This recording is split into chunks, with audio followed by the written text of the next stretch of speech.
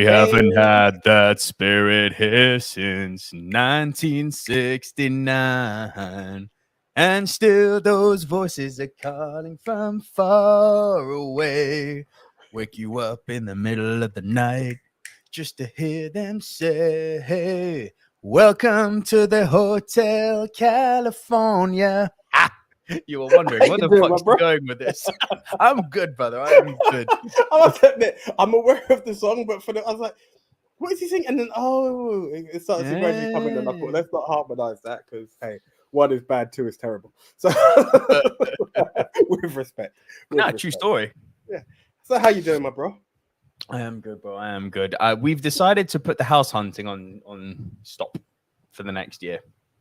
Yay! Why not? Why not? It's we had enough with our mortgage broker.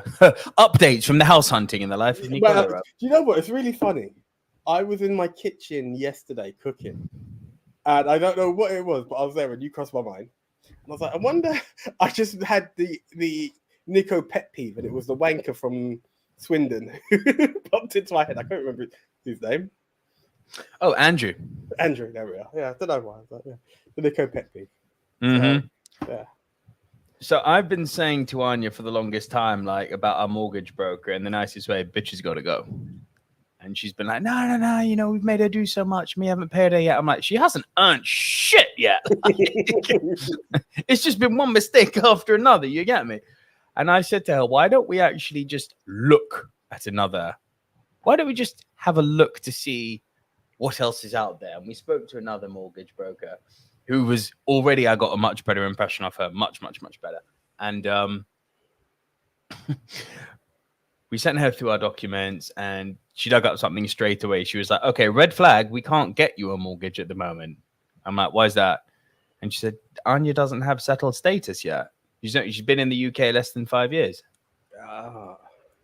And I was like, well, it's really good that you've told us that now. And I don't mean this sarcastically. I mean, like, legitimately. Yeah. It's actually really good that you've told us that now before we started driving back and forth 2 hours each way out to the Cotswolds. You've actually saved us a lot of time and money. Yeah. But this is the new girl. The one who I'd have beef with before still hadn't cottoned on to this. And we're still like egging us, go something. And I just said to Anya, I'm like, you have got to listen to me. Bitch has got to go. And finally, bitch is gone. And I wanted to go, get the bazooka out and go medieval on her and be like, we were looking forward to starting a little nest together. We've missed out on a number of houses. Your fault, not our fault.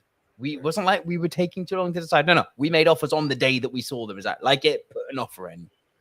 One of the offers was accepted, remember? Like, we were ready to sign the papers. And then it turns out, we misquoted the amount that you can actually borrow. Well, you had one job. It's like when the bouncers in the nightclubs are not beating people up, they're just letting people in one by one.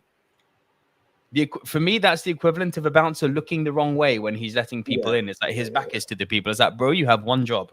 Exactly. You have one job. That was real. It's real. So you have one job. Get our finances right so we can establish how much we need to borrow. No, can't do that. Bitch has got to go. I co-sign that. It's real. Bitch is gone. Your job. It's your job. Bitch is gone. So, yeah. In this case, old pussy's illiterate. Sorry. Old pussy is illiterate, for real. But no, it's a Chris Rock joke. We're not. It's not a gender-based. It's not a gender joke. It's a Chris Rock joke. Was it Bigger and Blacker? I believe so. It was either. It wasn't Never Scared. It was Bigger and Blacker or Bring the Pain. It was one or the other. I think it was Bring the Pain.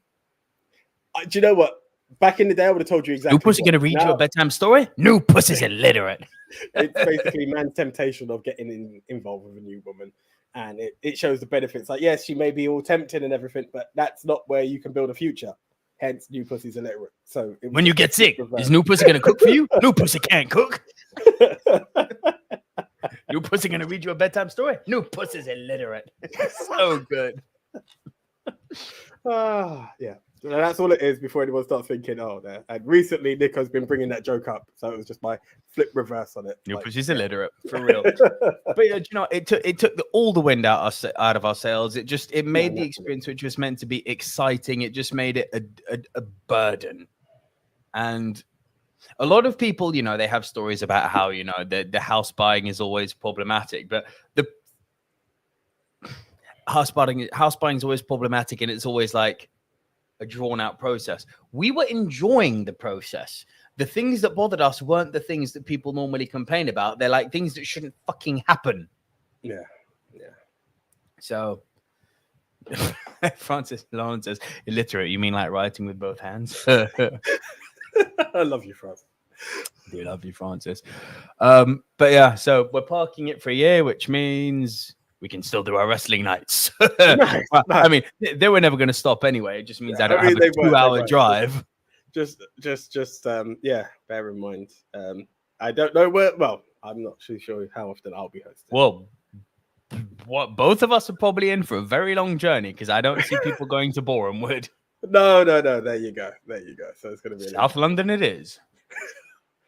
Anyway, that's another discussion in its time. Right? Shall we see who's in the house? Let's see who's in the house. Have we even introduced ourselves? I don't even know. I don't think we have. Hi. Hey there. It's all good. Who's in like Hotel California SingStar style? Yeah. So for those of you who are on a pod squad and you're just hearing two voices, this is the voice of the one AJ, Anthony Jordan. Hashtag I'm with AJ, and this is the melodious voice of Nico Lurot, double V, the viceroy of verisimilitude. How you doing? Try to hit those big tone for you. Try to get that baritone down. Who have we got in the house tonight? RJ Skarenki is here. Psycho and Psycho, The Haunting, Salem's Lot, 13 Ghosts. These are all very nice choices. Gavin Mann is here, our Platinum 001 fan. Good evening, all. Sad times for Cineworld this past week. Hopefully they recover and bounce back. Let's talk about that, because I think people have got it wrong about this. Well, I mean, should it be the way I've heard it? I don't know what it means for the UK. I just know that they're getting rid of some of their US cinemas and based. I can't remember. That's unconfirmed. That's unconfirmed. Well, it looks to be heading that way. It's not that, you know, it looks like they're heading into the procedures and they could be filing for bankruptcy. As that's a former, that's where people get it wrong. Bankruptcy, good. Like, this is where people get it a bit twisted. It's like, when you file for bankruptcy, it effectively is protecting you from getting further into debt, and it buys you some breathing room. Obviously, the fact that they're having to go down this route, in that sense, yes, it's sad that cinema has got to this stage, but think about the amount of money they've had to spend to just... Because remember, the cinema companies do not own these locations. Like Cineworld, Wembley, They don't own that space. They lease it. Wandsworth, they lease it. These are all leased spaces. Those leases didn't stop during COVID. Yeah. 2 years of having to pay for big event spaces that were not being used. They got a lot of money to catch up on. And this is happening at the worst time, because if we look at it, like now, I mean, with the exception of Martin McDonagh's new movie, The Banshee of Inisherin, coming out next month, which is not going to do big numbers. It's just one for, you know, the cinephiles, right? We're in as far as blockbusters go, which is what Cineworld are preoccupied with, bums in seats, money. We're going through a bit of a desert patch here with blockbusters for the foreseeable future. AJ is now dying on me. I've said... It's water. Are we good? Are we good? Are you alive? Is it a one-man show? I'm back. Yeah, look, there's nothing big at the cinema. When I mean big in terms of what could make money for the cinema. Star attractions, essentially. Yeah. So, I mean, you can talk about Idris Elba and Beast, but I just want to say Dragon Ball Z pulled double the money in that Beast did this last week, which further goes to show he doesn't have star power. 8 million for a fucking lion movie. Motherfucker, we live in a world where the world needs a lion movie. It's been a long time since The Ghost in the Darkness, you know? But the star power of Idris Elba resulted in 8 million, you know? But Vegeta, well done, Brixton. You know what I mean? But fucking Vegeta and Goku for I think this is the 26th Dragon Ball movie. I'm 26 movies in, and the line, "I've never seen power levels like that." Spoiler, that for sure is going to come up in the movie at one point. And I know Dragon Ball fans are like, wash your mouth out with soap. I love Dragon Ball. Vegeta's my man. Oh, Kakarot! You know, I love me some Dragon Ball. And I am definitely going to see it this Thursday, 100%. And here's how nice I am. Considering I heard that Cineworld is struggling at the moment, I'm even seeing it in 4DX. Give them some extra money. Nice. Really? Because I just, I want to support them in the way I can. Because I don't want Cineworld to go. But bankruptcy does not mean they're going. It means they've essentially entered a phase where they're buying time. Well, it allows them to liquidate their assets. It allows them to start selling and bringing in new investors. It buys them breathing room, which they otherwise wouldn't have. So it doesn't mean they're out of the woods. But I've just been seeing a lot online like RIP Cineworld. It's like, no. Far from. We're not there. It's not that deep. People seem to think bankruptcy equals death. It's like, it doesn't. It's the opposite. If you don't file for bankruptcy in the position they're in, that would be death. You need to buy yourself breathing room in order to attract investors and in order to liquidate your assets and sell on shares and yada, yada, yada. I mean, it's basic shit. Bankruptcy, not bad in this case. Bankruptcy needed badly. Fair enough. It's but not RIP Cineworld. That's what I'm hoping not to happen. As much as I don't have a Cineworld membership anymore, just because it's not as local as it used to be to me, I still have a soft spot for Cineworld. If I can, that's where I go. You know, so yeah, hell yeah. It's literally just honestly like it's one of those things that I had the membership and I found myself going into every other cinema and I'm like, I love you guys, but I can't just pay a membership to not be able to walk in there, you know. So that's the thing. So long live Cineworld. And truth be told, of all the big cineplexes, don't get me wrong, I do like a Curzon or an Everyman cinema now and then. But I actually really like the Cineworld experience. It's good. I do. Even just walking into the foyer feels different to others. And I know, like, to some people, it's all about Odeons, and we all know View's the cheap go-to, but it was like... View's decent. I prefer View to Odeon. I prefer View to Odeon. I can't tell you the last time we were in the Odeon, if I'm honest. The seats are so uncomfortable, bro. I have not been in an Odeon for years. A decade, They're not that good. They're not good. I think the last one I went to, my God, I'm showing my age here, because people may not even know it exists, even though they're in London. High Street Holland Park, High Street Ken. That's the one. That's the one. Like, honestly, it wasn't American Pie. No, that was... Oh, jeez, American Pie 2. No, I think it was the last Matrix movie. Oh, my condolences. Yeah, tell me about it. R.I.P. Matrix, R.I.P. Odeon. That was what it was for me, I tell you. Yeah. No, I'm with you. I love the Cineworld experience. And, you know, I think that this bankruptcy is a good move for them. And I really hope that they get the investors that they need. Because I don't want the Cineplexes to go. Although, here's an interesting thought. So, HBO have taken Lawrence of Arabia off of their streaming service. It's not a big deal. Netflix, because it's a classic movie, Netflix have just kind of snagged it up. It's already dropping on, I think, the 2nd of September. But have you noticed on all the streaming services that mid-70s and backwards gets very hard to find? Yes. This is why I do not like the way we're heading with streaming services. People say it's the future. I really hope cinema fans wake up and realize it's not. Because essentially, streaming services will become the litmus test for whether a movie should exist or not. And that's fucked up. So we say this, but we're also in an era where Batgirl gets pulled because they don't want it. These are not movies that are made. I'm talking about movies that have Nosferatu. Okay. Find that for me on a streaming service. All Quiet on the Western Front. Find that for me. It's not. In the build-up to this, I found a 1936 Swedish film. If I'm honest, it didn't make the list. Just Respect. missed it, actually. Guest House Paradise. It's quite nice. Just missed the mark.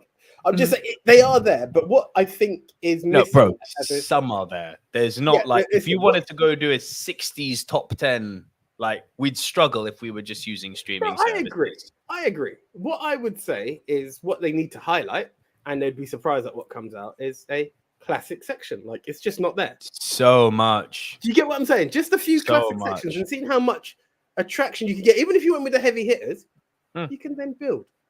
You know, and I think they would actually find something. But then again, maybe it should be called silver screen streaming. Maybe that's what's a gap that's there. A subscription-based service for the older film. Maybe. I mean, Sky, who I watch on the big TV here, Sky, to their credit, do have a classic section, which is why I still think they're the best streaming service out there. I don't think anyone touches Sky. No one. They've got their movies on lockdown. They always refresh. They always bring shit back. If shit's gone, it's never gone for long. They've got very nicely laid out sections. I love Sky. Love it. Fair play. Love it more than the fact that I don't have to pay for it, but hey ho.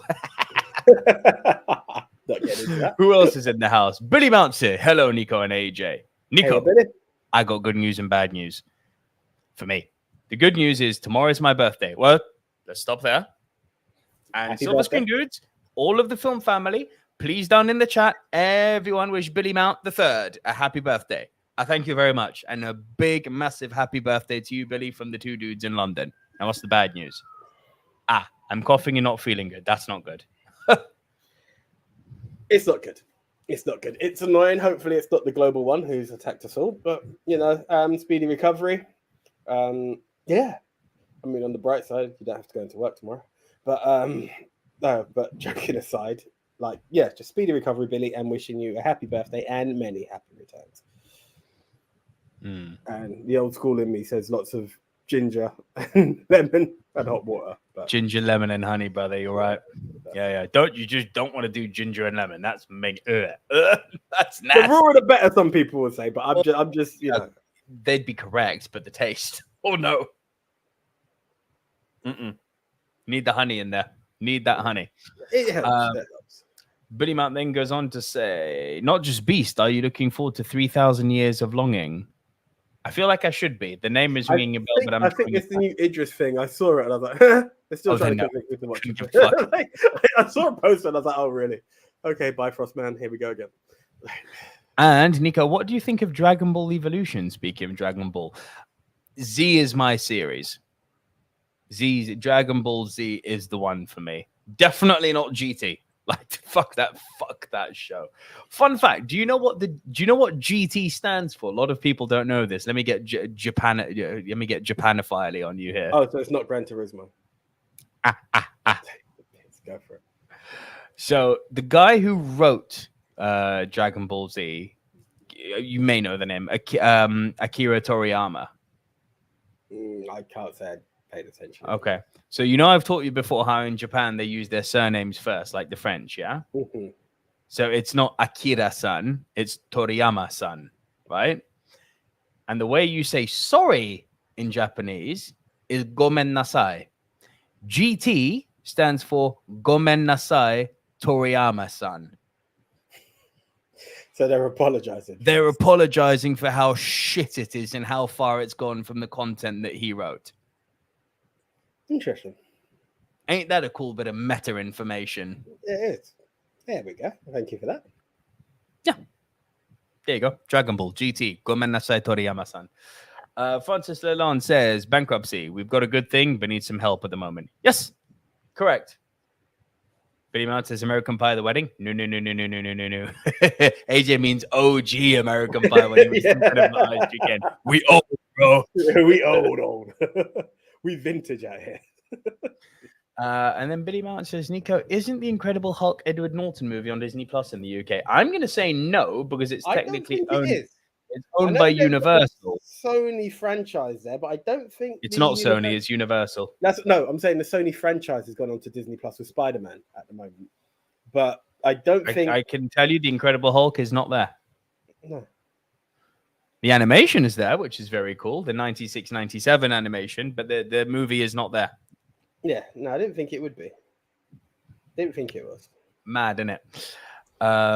Gavin Mann says, my local is a showcase. The Cineworld closest to me is in the city center and a bit awkward to get to. Ironically, I do go to the Picture House, which is further away than Cineworld. Oh, well, that's also fine. Independent cinema. I'm yet to go to a Picture House. I got a gift for my birthday, which is like a voucher to picture house. So I will be going soon. But yeah. Francis Lalonde says streaming services pander to demographics which would tend to be younger people who prefer recent stuff. Absolutely correct. Absolutely correct. YG is here. Evening, lads. Hello. How you doing? Great to have you here, bro. Arsenal Fan TV must be doing pretty good at the moment because we are not complaining. Sorry, while talking football, I saw a meme the other day. Yeah, go on, bring it on. Yes, we lost the lead. No, it's not for you. It's not for you. It was if Man United don't score a goal against Liverpool, their goal of the month is going to have to be an own goal. Oh, shit. I thought it was fucking gold. That's very good. Although, yeah, such a weird game, isn't it, football? Man, you lose 4-0 to Brentford and then go and beat Liverpool. It's like... Oh, did they win? Fuck. Yeah, 2-1. They fucking beat them 2-1. It's like, what the hell? Oh, man. But yeah, you know, I can't believe I'm saying this. I almost like what's going on with Arsenal at the moment. Just because it's been so long. Yeah. No, but bro, it has been, it's been not since you've beaten us. Like you've actually got our number at the moment. You have once again become our bogey team, which is most annoying. But it's been so long since you've been competitive. Yeah. I know. And I don't know how. I know you don't follow this, but have you heard of a footballer called Erling Bred Haaland? No. You'll hear about him. You've heard of Ronaldo, yes? Yes, yeah. So you're going to hear about Haaland the way you know about Ronaldo. He's like 20 and he's that good. Okay. And of course, Man City just bought him, and it's like, well, there's literally no point watching football this year. So fucking annoying. It's so annoying. It's just boring, mate. It's actually boring. The thing is that when Chelsea, you know, had Roman Abramovich come in, Arsenal was still competitive. Man U were competitive. Like it wasn't done and dusted. Since, you know, the Middle Easterns have come in and taken over City. Yeah. It changed the game a lot. Yeah. It's so boring now. Like it has killed football. Yeah. There's no who's competitive with them. Liverpool I know the Liverpool fans would love to be, oh, but we've won the league once. It's like, great, guys. Come on. Okay, I'm happy that someone other than City won it, of course. But like, no one's catching them this year. It's boring. Like, I literally, the only thing I'm probably going to watch this year is the Champions League because you never fucking know. It's interesting. But there's no point watching the English League this year or for the foreseeable future unless something major happens. Like, no one's touching City. Yawn. Fucking yawn. And then people are like, Guardiola's the best manager ever. Of course he is if you give him oil money. I could do very well too. Here's infinite cash. Buy what you want. Yeah, literally. So here, greatest manager ever. Hi, I'd like a crack at this whip, please. Money goes that way. Cool. Can I go too? Like, fuck, man. Gavin Mann says, most of the films on my watch list are recorded from Sky. There you go. So even better that I don't need to worry about films dropping off of streaming services. My man. Did you, by the way, speaking of streaming, did you have a chance to watch House of the Dragon? No, So I saw your comment, then I saw a review of you pop up, and then I had your visions of what you said last week about how you've been walking around your house, and I'm like, he better not be. I just see you holding the cushion very firmly in front of you. No. No. The penis was in. The penis was not out. I was being legit, actually. It was literally like, I am tired. It's fucking hot in here. There's the bad thing about TVs this size. They give off heat, brother. Oh, I believe it. 70 inches. There's a lot of heat that happens with that. Like a lot. That feels like such a that's what she said joke. Sorry, I couldn't help it. So much. A lot of heat happens. Just had to. Yeah. What have we got? YG says BFI player is a decent option for the classics. Issue with it being pretty niche. That's another subscription to pay for on top of all the others. Yep. This is one of the things, but it's what you have to do if you're looking for them, to be fair. And no, Francis, I haven't checked out Red Shoes yet. Love that GT. No, that's me as well, Francis. Apologies. And Billy Mount says the Incredible Hulk movie is technically part of the MCU. Oh, it is part of it. Of course. It's the second film. Like, it was there. It's just not owned by Marvel. Yeah. Which is why I find it funny when people are like, "Oh, we're definitely gonna get a Planet Hulk movie." I'm like, "Yeah, okay, okay."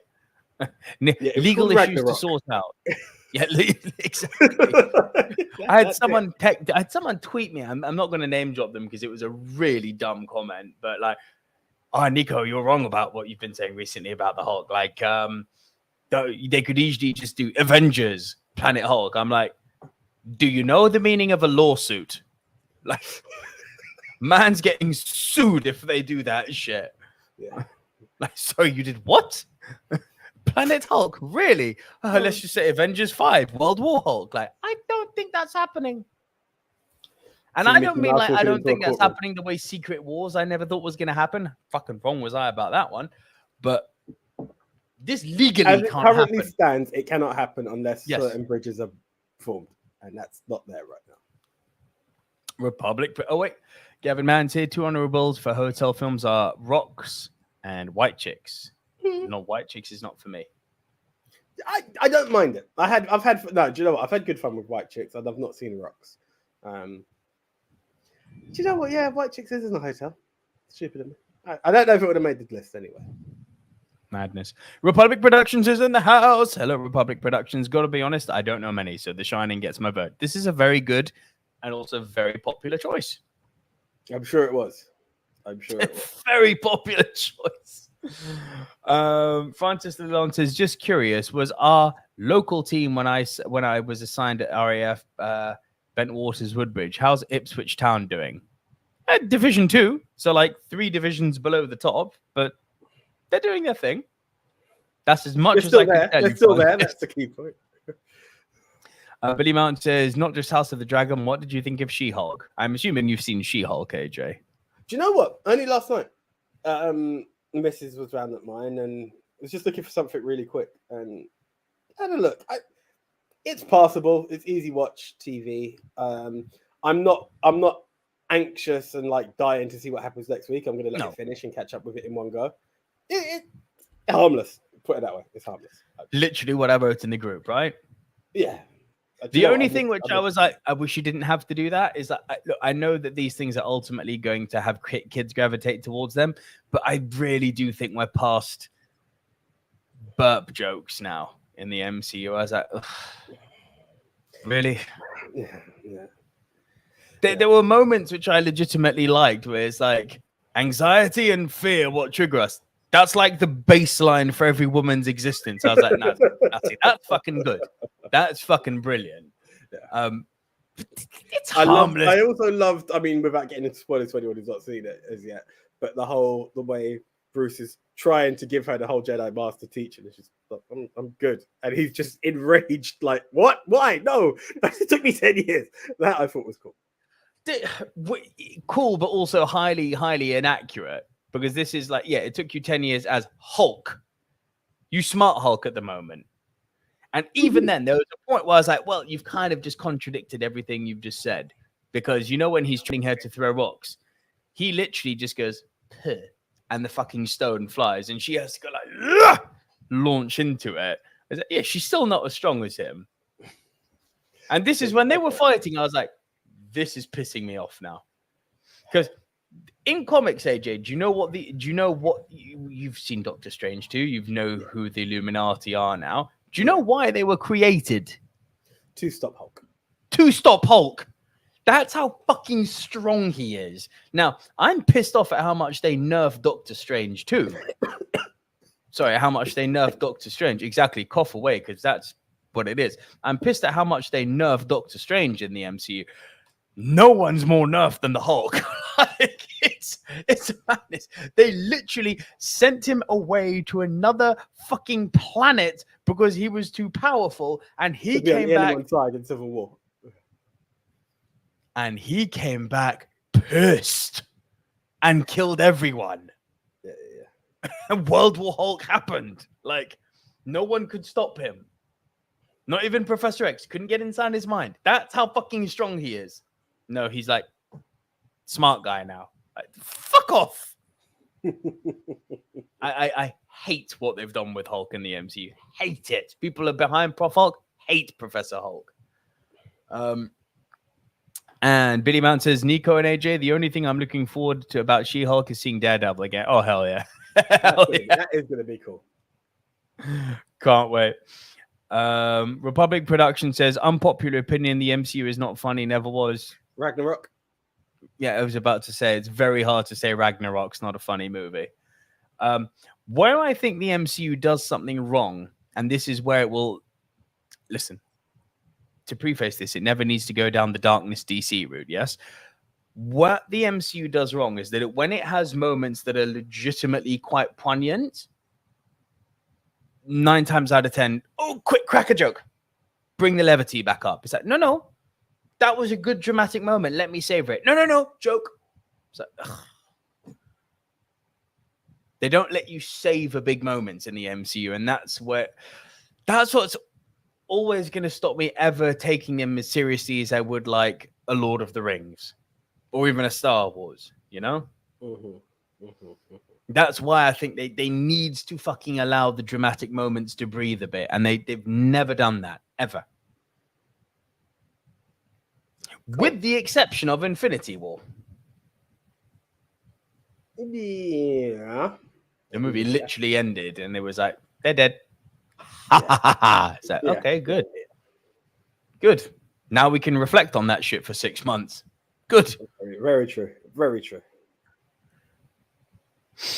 Republic Productions. I'm not a fan of the MCU. It's starting to become law of diminishing returns. Star Wars and James Bond are my favorite franchises. Lord of the Rings for me all the way, brother. But I hear you completely on Star Wars and James Bond. Also with you, Billy Mount, didn't care for Thor: Love and Thunder. AJ, I believe you're the same. I didn't like it, but it just wasn't anything to be like, oh wow, amazing.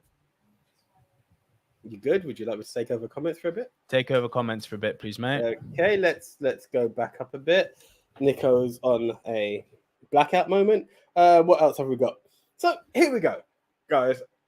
This statement here from Francis, and I can see that I think Den also put it. By the way, hey Den. John Wick. I acknowledge the hotel element of John Wick, and yes, he cashes in. Checks in, cashes in on the coins, gets all the weapons from there. It's a strong focal point, but I think enough of it happens outside of the hotel. Now that could be a bit later on. I may live to regret that because not everything has to happen directly inside of a hotel. But yeah, so it didn't make the list for me. I don't know if it made it onto Nico's list. We will find out. Sorry, guys. We will find out shortly. But I just found John Wick, especially number one. I don't know if you're going to agree with me on this.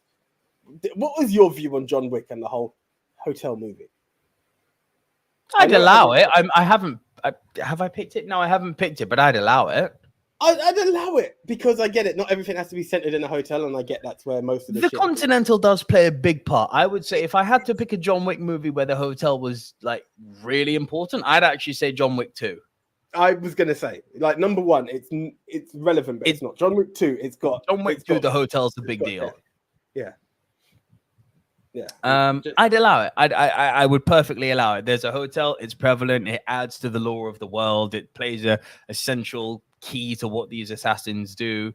Yeah, sure. Bro, I get it. I mean, all rules are determined and, in the hotel. There's no dispute on that, but when you take the original film and the fact that he still goes like apeshit outside of it, I was just like, but again, I agree. It's definitely number 2 that has more focus on it than 1 or 3.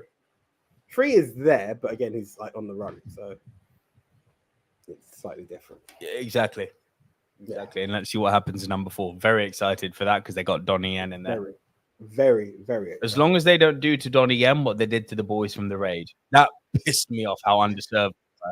You've literally got 2 of the best martial artists in the world in your movie, and they're in it for 5 minutes. Like, what the fuck? Well, I think 35 minutes in. Should we start? Yeah, we should. But before we do, would you like to tell everyone what the movie Mount Rushmore is all about? Yes, it is a top 10 show between 2 best friends from school. But how does the show work? Well, every single week, AJ and I assign ourselves a topic, or sometimes we get assigned a topic by you guys. We go our separate way. We make our individual top 10 lists. We come back.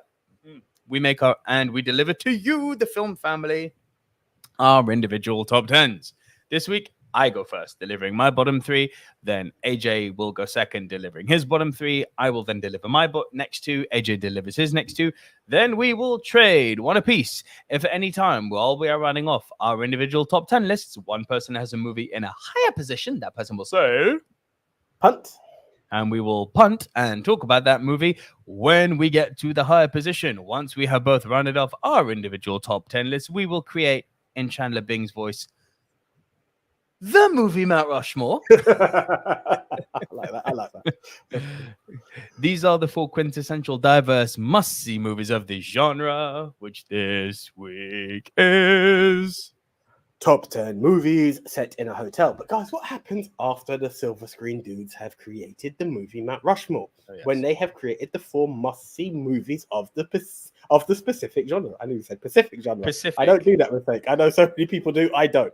Oh, so, that's bad if you've done that, because that was a joke they literally put in Family Guy when Brian was dating the dumb blonde girl. Eastern and Pacific time. So... what happens? Well, it gets harder because it goes over to you, the screeners. And what do you guys have to do? You have to vote for the best of the best of the best with honors. El Capitan, El Numero Uno. And to quote Highlander, in the end, there can be only one. And how do you do that? Because what you will do is you will head on over to @MovieMT Rushmore. Or more importantly, Movie Polls for You, fronted by good old JT from We Love Movies. And you will see the 4 films that we have put on the Rushmore. And then you will get to vote for the film that you believe deserves to be number 1. The best of the best of the best, even with the honors. Right. Last week, our topic was the best third movie from a director. And our contenders were Martin McDonagh's 3 Billboards Outside of Ebbing, Missouri, Jim Sheridan's In the Name of the Father, Quentin Tarantino's Jackie Brown, and Rian Johnson's Looper. This was a 2-horse race. That's your clue. I believe so. I reckon Looper was in at number 4. Looper was not in at number 4. Oh, fuck me. Okay. Jackie Brown. No, sir. Wow. In the Name of the Father. Yeah. Damn. In the Name of the... This is what I mean. People would laugh at me when I say Daniel Day-Lewis is the greatest ever. What are you talking about? I turn around and go, have you seen his movies? Because evidence to the fucking contrary, unless it's Gangs of New York, which only gets brought up because DiCaprio and Scorsese, right? People don't fucking watch Daniel Day-Lewis. That one sucked. I'm not going to lie. That one sucked. Because I rewatching that film recently. Such a good film. And The Name of the Father came in 4th with 17%. Damn. Looper in at number 3. 18% was Looper. Jackie Brown at number 2. No, sir. Wow. Don't fuck with Quentin Tarantino. 3 Billboards came in at 2nd with 29%. Jackie Brown kind of stole it. 36%. It's not a bad hit. It's not a bad hit. Cool. Well, congratulations to Quentin Tarantino and Jackie Brown. And, of course, Bridget Fonda. I love it, mate. Oh, that scene. Oh, of course, guys. And just before we kick into it, we do the show weekly. It's, sort of a 2 to 2.5 hour show usually. We do it because we enjoy it. We do it because we like to share our limited movie knowledge with you and to have a bit of fun with you online. That sounded wrong. And to have an interaction with you online. That still sounds wrong. This is okay. Let's move on quickly from this. We won't be mentioning AJ Vision right now because we do this. We do this because we enjoy it and because it makes us smile, and we hope we make you smile too. This isn't sounding good.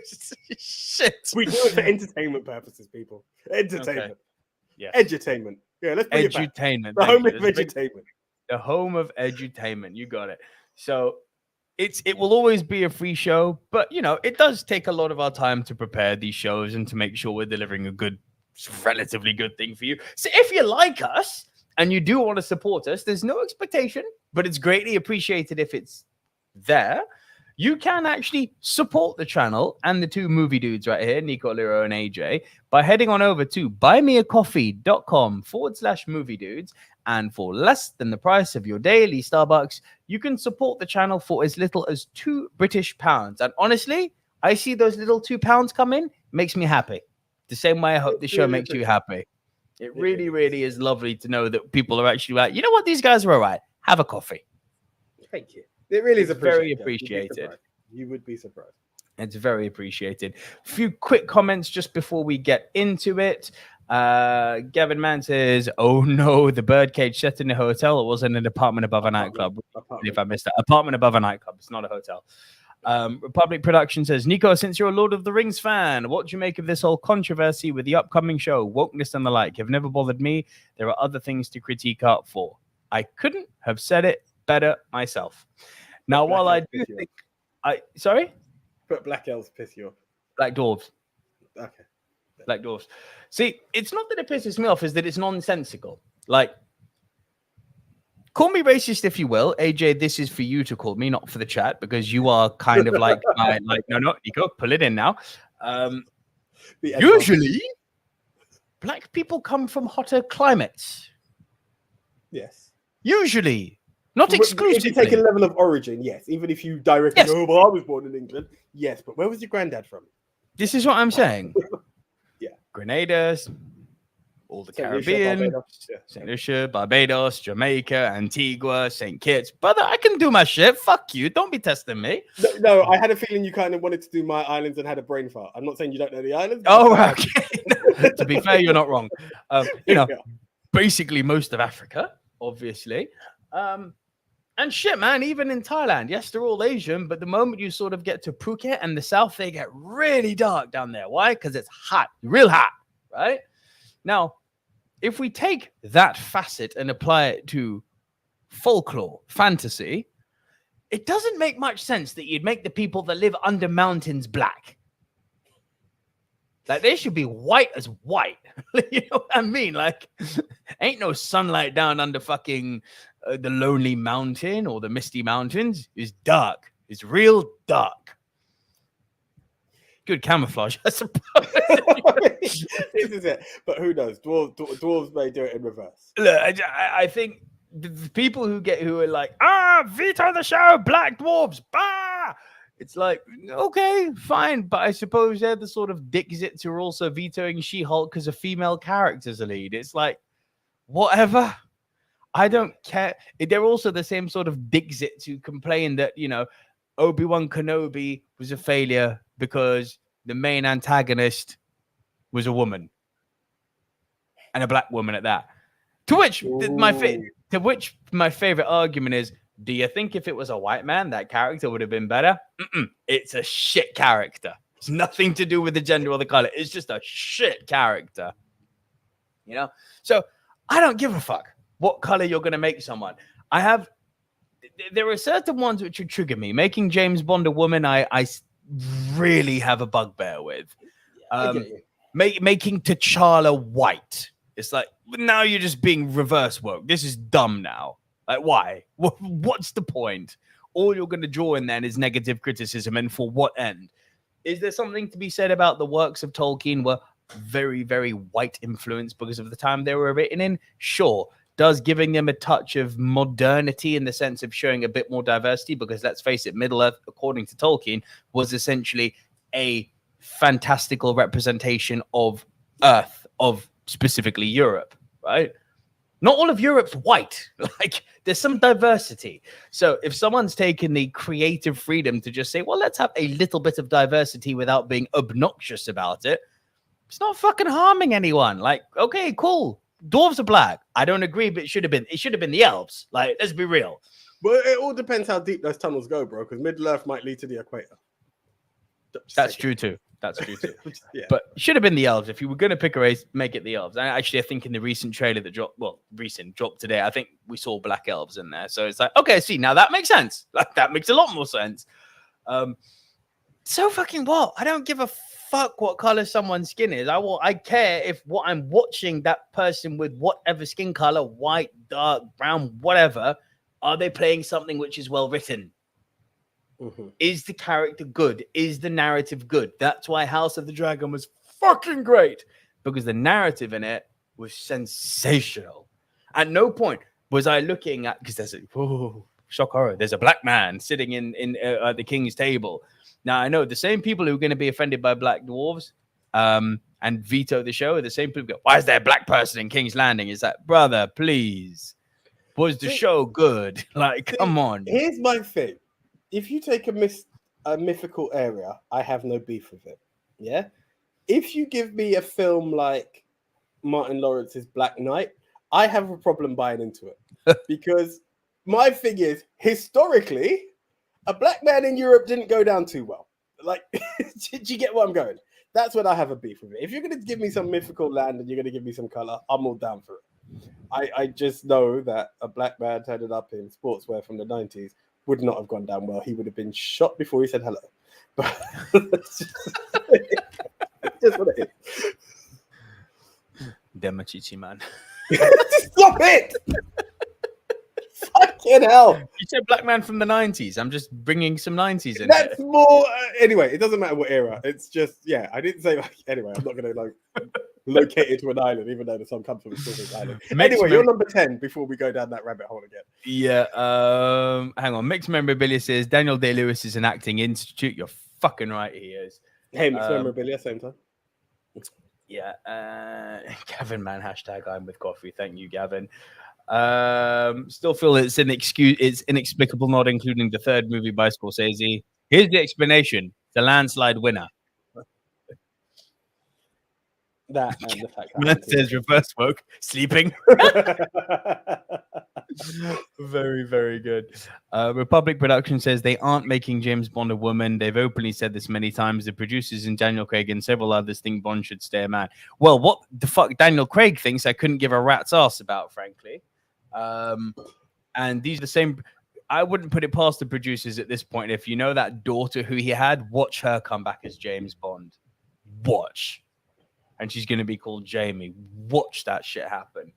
Yeah, fuck it. Let's get over this. My number 10. In our number 10, I have a feeling there's going to be quite a bit of punting on this episode. Then again, you did say you did things differently. Maybe, maybe not. Number 10, Ocean's 11. So here's the funny. That was the Clooney one, yeah? Yes. Okay, cool. I still haven't seen the original. Just got to put that out there as well. So here's the funny thing. Today, coming back from work, I was... Have you got Scorsese on your list? Have I got Scorsese on my list? Let me just do a quick 1-2 on this. No. Cool. So coming back from work today, I was... Why has that vanished? Why has that vanished? Okay. Oh, there we go. Cool. Casino popped into my head. And I was like, I'm sure there was a hotel on top of that. And I was like, I don't even want it anyway. So, yes, I kind of thought of films with a casino normally have a hotel on top. Not that I've been to one to officially confirm it, but I feel most of the films I saw have a room in. And I definitely remembered hotels in Ocean's 11. But no, didn't make the list. Well, I mean, Ocean's 11. There are some go-tos. I mean, the casino they're in Ocean's 11 is the fucking Bellagio, you know? It's kind of a big deal. It's a mega Vegas hotel. Let me explain how I've done my list. I'm not going to go do a deep dive into Ocean's 11 now because it's been brought up ad nauseum on this show. The way I've kind of gone about my list is that progressively as the hotels, with the exception of my number 8, just because I thought there are better movies out there, the hotels become more and more prevalent and more of a feature as my list goes up. Fair play. I'm not too far. So I kind of... So there are 2 films that are constantly brought up by me, for better or worse. One just came in at number 10. The other one's because of the preference for it, and it is very much set in a hotel as well. So that's what it is for me. But I get what you're saying. It's how relevant it is. To be fair, Casino popped into my head. I did kind of forget Ocean's 11, but I would not have put it in. I put it in just because of how much of a destination the Bellagio is. Yeah, you know, and I've got no doubt that when people saw it, certainly worked for me. Like, you know, I can only speak to my experience, but I remember seeing Ocean's 11, you know, when we were younger, when it first came out, seeing those fountains outside of the Bellagio. I was like, I definitely want to go there one day. And then a few years before, Vegas is his home. I know. I mean, the Bellagio is punchy, brother. Like that's not. We're not talking about the Golden Nugget or Caesar's Palace. Listen, I'm just saying, you can walk past, you can take a picture, you can walk in, you can walk out. You can take a picture. Right. Saying there's a different thing. But it was funny because I remember when I was working in sales for a few years before I moved back into my photography profession. We sold the Bellagio quite a lot. And it always made me think that it was always like, fountains, kind of never left me. So it's kind of a personal thing. But yeah, for that reason, Ocean's 11 is my number 10. I mean, do you know what? Just for the benefit, and I know it's probably like the gap, just a brief summary. I think we need to try and remember that there's some people who are joining us for the first time. Just Danny Ocean. Danny Ocean, played by George Clooney, assembles a gang of crooks, assembles a gang of thieves to essentially knock off the casino, the vault inside of the Bellagio while it's hosting the World Heavyweight Boxing Championship. They plan a big blackout. They plan a big heist, essentially. They're successful in doing so. But Danny's got a second degree as to why he's doing this heist and who he's doing it to. And that's kind of the romantic side of the movie. Spoiler. But yeah, there we go. Speaking of romantic, my number 9. People are like, really? Hotel film? It's like The Last Actors, most definitely. Marilyn Monroe, Some Like It Hot. Also Tony Curtis and Jack Lemmon. Do you know, I have no beef with this film, but it's one of those films that are blank for me. I have seen it. It was a uni study, but I can't remember it. It's something of those things. So you telling me in a hotel, I will completely buy it. I'm like, weren't they on a train? Was it a train or a boat? I was still like blank. All three were in. They took the train from New York to Miami. Then they stayed in the hotel, and then the final scene is the boat.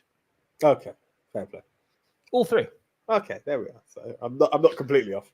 Not at all. But, yeah, it's been a while. It's been a while since I've seen this. No, I adore this fucking film. Like, it was one that I discovered, over the course of the last 5 years while we were doing this show and educating ourselves on movies that we hadn't seen. And this probably, along with Singing in the Rain, was just such a like, oh, I'm so happy I've seen this now, All About Eve is deserving of a shout to one of the greatest scripts I've ever had the privilege to watch.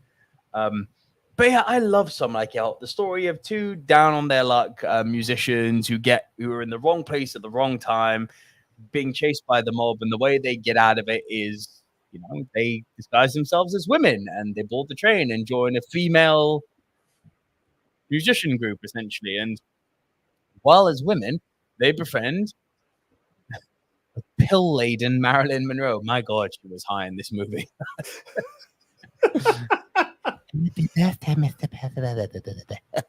Leave her alone.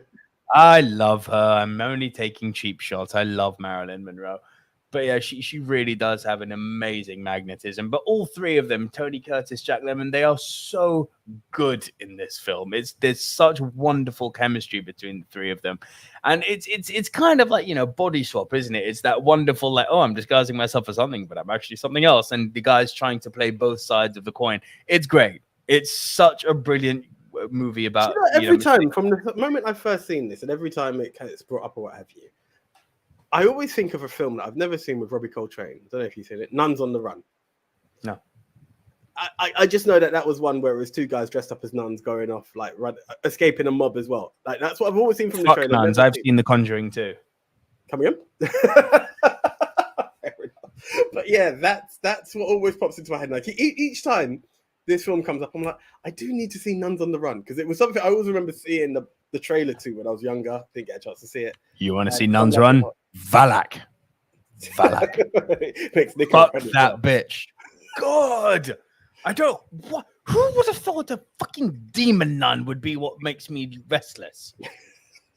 Of all fucking things, a demon nun. Like, that fucking second Conjuring movie. I don't know why. It terrifies me. Then the tech pitching Hotel Transylvania. I've only ever seen the second one of those. So I've seen the first. I must admit, Dracula winds me up. This blah blah blah blah. I don't know where it came from. Blah, blah, blah. And I was like, what is this? Why is it there? I've never ever heard anyone do this about Dracula in anything. Yet I want to drink your blood. Yeah, and it's just like this weird, continuous. Yeah, it's just like Fucking nun did get me, Gavin. You're right. It's an interesting film. Like it's a fun film, but it's just not one of my all-time favorites in terms of animation. Ready for me to butt heads with the Republic Productions? Yeah. Does Casino Royale count? If so, that's easily number 1. It doesn't, but if it did, it would easily be worse. I feel you're being unfair to the other films based on the last film. I never liked Casino Royale. You can quote me on that. I never liked it. You can quote me on that, ever. To be fair, I think you've always said it's a good, like, it's an easy watch, but it's not great. I do kind of recall this. Like, it's held in such reverence, and I'm like, where? Like, the opening, that parkour opening is incredible, but pretty much everything that happens after that, I'm like, meh. The crying man is your enemy. An accountant. You're facing a fucking accountant. This is what pisses me off. It's like, this is not Jaws or Drax or fucking like Odd Job that we're going after. It's a fucking accountant who cries. Like, come on. It's a bit of a weird one. It is a weird It gets even worse in Quantum. That movie's shit. Forget my feelings on Craig. That movie sucks. Skyfall, excellent. Spectre, I like. Spectre was my standout, to be honest. Spectre, I enjoyed. But see, that one people don't like. And I'm like, but that's the closest. Which one was the one with Javier Bardem? Skyfall. Love that one. Skyfall kind of wound me up. And it was that whole part where he knew, like, the whole explosion of the tube. And I was like, what the fuck? It had many problems for me to pick at. I liked it, but then it all went off the rails. Coincidentally, the part that pissed me off. Very good. Bro, my number 8, I made this recommendation to you a few weeks back. It's such a surprising, fun, little British kind of a rom-com feel good. The Best Exotic Marigold Hotel. So, yes, I've seen it. Didn't think much of it then. No, here's the fuck it. It's a spoiler. I've gone for number 2. Where it lands, right? Just solely because I felt it had more of a hotel. If it's number 2, we need to punt. Yeah, sorry. Yeah. Well, it's not, but it's the same film. It's a different film. If I had, for instance, we don't have Home Alone and Home Alone 2, but if we had like John Wick and John Wick 2. Is it the second best Marigold Hotel? Yeah. Okay, then punt me. Why? But it's a separate film. I didn't know that. I haven't seen it. Of course it is, because the film is Marigold, the best exotic Marigold Hotel, and the second best. Yes, it's one continuation. I haven't seen the second. I haven't seen the second. Do you get what I'm saying? They are. I was so pleasantly surprised by this film. I thought it did such a great job of showing people of the same age all going through different types of existential crises, all for very different reasons, but all very relatable reasons. Like, instance, that scene in the tuk-tuk where they officially get divorced. I was like, that felt good. Do you know what? Like, that was so gold. That was such a golden moment. Such a golden moment. I didn't realize one thing, along with Valak, the freaky bitch demon nun, the other thing that makes me incredibly uncomfortable, Maggie Smith being a racist. So here's the thing. McGonagall shouldn't be a racist. Tam has seen this, right? Now, I'm aware of her being a bit stuck up in Sister Act, but by the end of the film, you like her. Sister Act 2, she's definitely on side. Like, all of this I'm familiar with. Tam has seen Lady in the Van, which I've not seen yet, and loves her. She really has a strong affinity for Maggie Smith. So I'm seeing Maggie Smith, and I'm aware this is a comedy. And the first line I hear, I go, no matter how much he washes, he won't get that color off. And I thought, whoa, what are we watching? Like, whoa. Yeah. You know what I mean? I heard that. I was like, what the fuck? I loved Tom Wilkinson's story. You know, his story of, his closure that he needed. I thought that was poetic. I thought it was poetic. Without getting into spoilers, beautifully poetic. Beautifully poetic. I love Judi Dench's story. The way that she was, that she used her real life experiences to actually become a really amazing saleswoman and teach people to just talk to me. If you're going to target the elderly, talk to us. We don't want to be sold to. We are lonely. And I was like, that's such a great little microcosm of showing that emotion. And, equally, I can't remember their names, but the two who are both estranged and looking for love with each other and trying to help each other. I was like, this movie has got all the feels in all the right places. And it doesn't feel... I kind of got a similar love vibe that I got from Love Actually. It's like, it's not nasty and in your face like, oh, look at me, rom-com. It's kind of like it's subdued and friendly rom-com. That was a very terrible way of describing it. But do you get what I mean or not? No, I get you, bro. I get you. It's exactly that. It's one of those films that, okay, I'm not going to say I was like laugh a minute or anything like that, but it's just warm. It's soft. It's something you could just watch and just feel good about it. You see the developments of the characters, you just appreciate everything. You appreciate the journeys. Yeah, and that's what's nice about it. And you appreciate what took them, the catalyst that took them to decide to make this journey. Yeah. Also, fucking love how they've portrayed India in this. Yes. Yeah. The Do you way know what I they loved? Go on. Do you know what I absolutely loved was when Bill Nye's character was trying to teach Judi Dench about bartering, and it just completely failed. It was fucking cracking it out. Yeah. But do you know what I really liked? It's the way, going on a bit of an MCU tangent here, it's the way that they showed India the same way they showed Pakistan and Miss Marvel.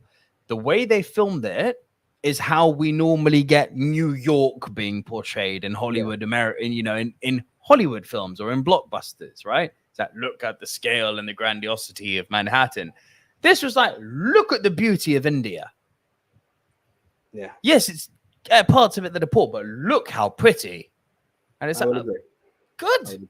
And they did the same with Kashmir. I believe it was Kashmir in Pakistan. I was like, good. Show that it's, so I'm yet to see Miss Marvel, in a good but light. I could definitely agree with that with Best Marigold Hotel, Best Exotic Marigold Hotel, like for sure. It has beauty to it. It makes you say, you know what, I could go there. Like, it tempts you. It does tempt you. Yeah. And to answer your question, Francis, so there's 2 or more Marigold Hotel films. I only found out today that there was a second one, and that was because I actually uploaded the wrong poster. Image. Second best Marigold. I was like, that's not it. Gavin Mann says, found Best Exotic Marigold Hotel frustrating. 1 minute I'm laughing, next I was groaning in disappointment. Yeah, kind of like you do with the elderly, right? Considering the experience cast, it could have been better. Respect your opinion, though. Thank you, sir. But here's the thing. I kind of get what you're saying. I'm not going to, as I said, it's not something I'll say I loved, but I feel it was a great experience. And I feel what they were doing is being grounded. It's the nature of the characters to make it feel that way. I don't think we needed an Oscar performance out of anyone from this. You're just old retiring people just looking for closure. Not in a disrespectful way either. I am not attacking the aged when I say that. No, I don't. It didn't come across that way. Republic Productions. Sorry, I was gone. If you responded, I missed it. Good then. We're back. Does Casino Royale 2006 count as a hotel film? If so, it's my number 1.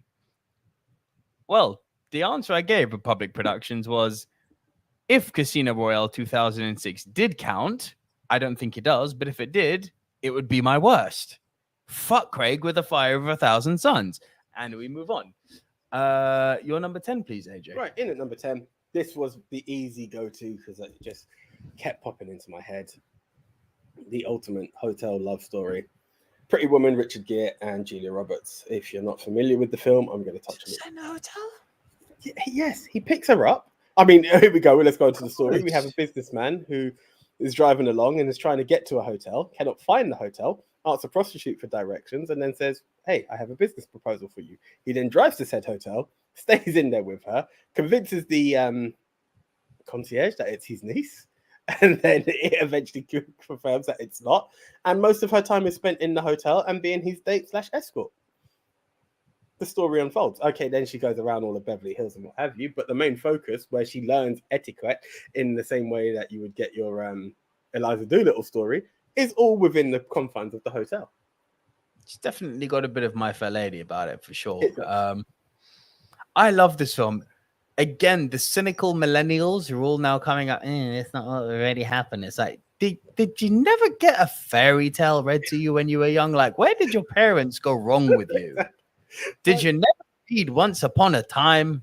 Sold a cow for beans. He ended up with gold. Like, shit happens, guys. Just buy into fantasy for a tad, please. Yeah. You know? Oh, it could never I'm happen. a strong, independent woman. I don't need a prince saving me. Yawn. Fuck off. Prince Philip, he may have liked Sleeping Beauty, but those pants, so gay. So, oh my God, you're so boring. This is what I don't like. This is why meme culture and all that. I'm going to sound like such a fucking boomer here, even though I'm not a boomer.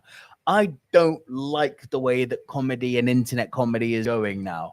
It depends. Like I saw one today, which was just really stupid. But I realized that my laughs now are very dad joke laughs. Like it's ridiculous the things that I'm enjoying. Like there is humor, and then there's others. Like the other one was in Obi-Wan Kenobi. This is literally a meme I screenshotted.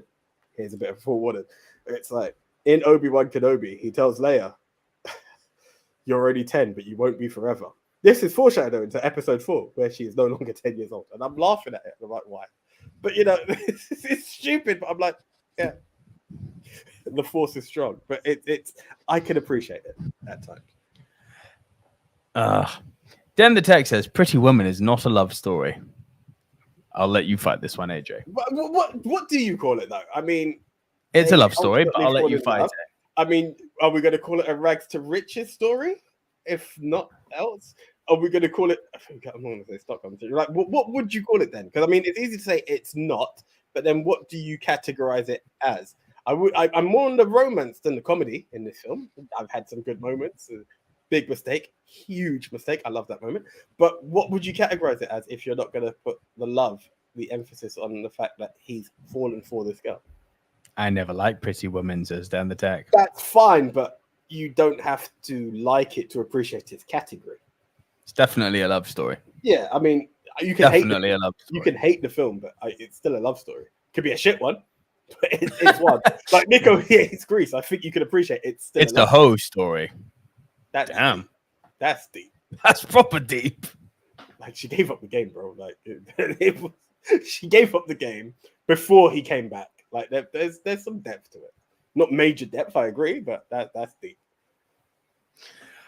Yes, I would agree. Mixed Memorabilia says, really enjoyed the best Marigold Hotel. Good film. The sequel is called The Second Best Marigold Hotel. Yes.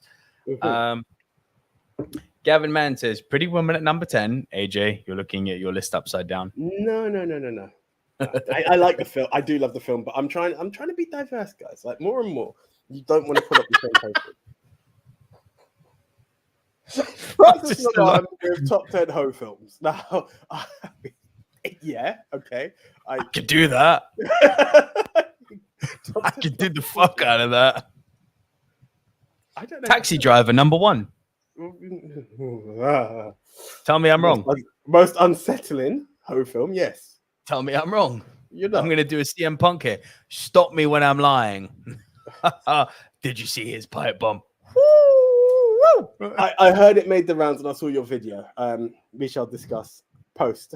Bro, he can still fucking shoot fire from those He lips. can shoot. I like the part. I like the John Moxley is the first member of his team. Sorry, guys, who are not wrestling okay, but he goes, yeah, not the third best member. He's the third best member of his team. Kind of a trend in his career. I was like, ouch, but true. So here's one that got me when he said your best friend Eddie Kingston is the third best Eddie I've been in the ring with. Obviously, one was Guerrero. Who was the other? What do you mean, Guerrero? Eddie Guerrero. No, one Kingston. of the lines that CM Punk dropped was he's not the best Kingston out of 2. I was thinking Kofi Kingston. Said he's not the best Eddie. He said Kingston. He said both, mate. He said he's the third best Eddie. Okay. And I was like, Guerrero? Maybe Eddie Edwards from Impact. I'm not sure if they've clashed though. Could be. That would have had to be. Oh, Umaga was Eddie Fatu. Well, yeah, he was Eddie Fatu. Someone that CM Punk was in the ring with. It has to be. It could be Umaga. Eddie Fatu. Okay. Sure he was Eddie Fatu.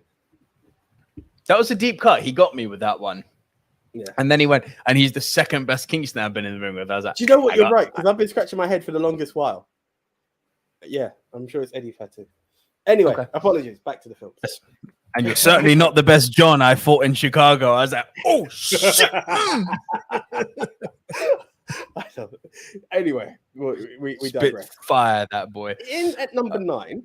I just, this is Republic Productions. I have to address this because they're correct. Feels like I should stop bringing Daniel Craig up and such. Sounds to me like you've made up your mind. I feel like trying to convince you would be a waste of time. So, as a man who's known Nico for years, I can advise you, It is. Don't get me wrong. Don't get me wrong. Nico will make his own discoveries. Like Ryan Gosling. Thank you. I was going to bring it up. Like 001 will be our one to confirm this. It was fuck Ryan Gosling. La La Land comes out and Nico's like, hey, this Ryan Gosling guy's not too bad. Then he sees Remember the Titans and sees him in there. And it's like little bits. He's like, you know what? Ryan Gosling's not so bad. But prior to that, don't bring him up. Fuck this guy. Fuck him. It's what it is. Right? It's that. You can also go back to a wrestling pod. I made a comment. Nico shut my shit down. Had to go back to a previous pod.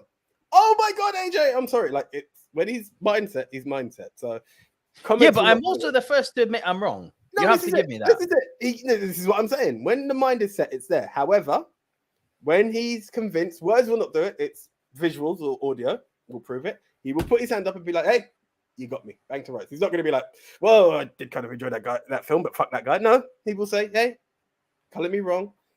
You know, this is it. So listen, I'm going to go and see Beast. And Will Ferrell, I believe. It does. I will go and see Beast in the cinema, the new Idris Elba film. And if he's good in it, if it entertains me, I'll be like, you know what? Look, Idris Elba's not going to be One shit. point to Idris. He's not going to be shit in this film. He's just not going to be great. Do you understand? Like it. Let's get it straight. We don't hate Idris Elba. We don't hate Idris Elba.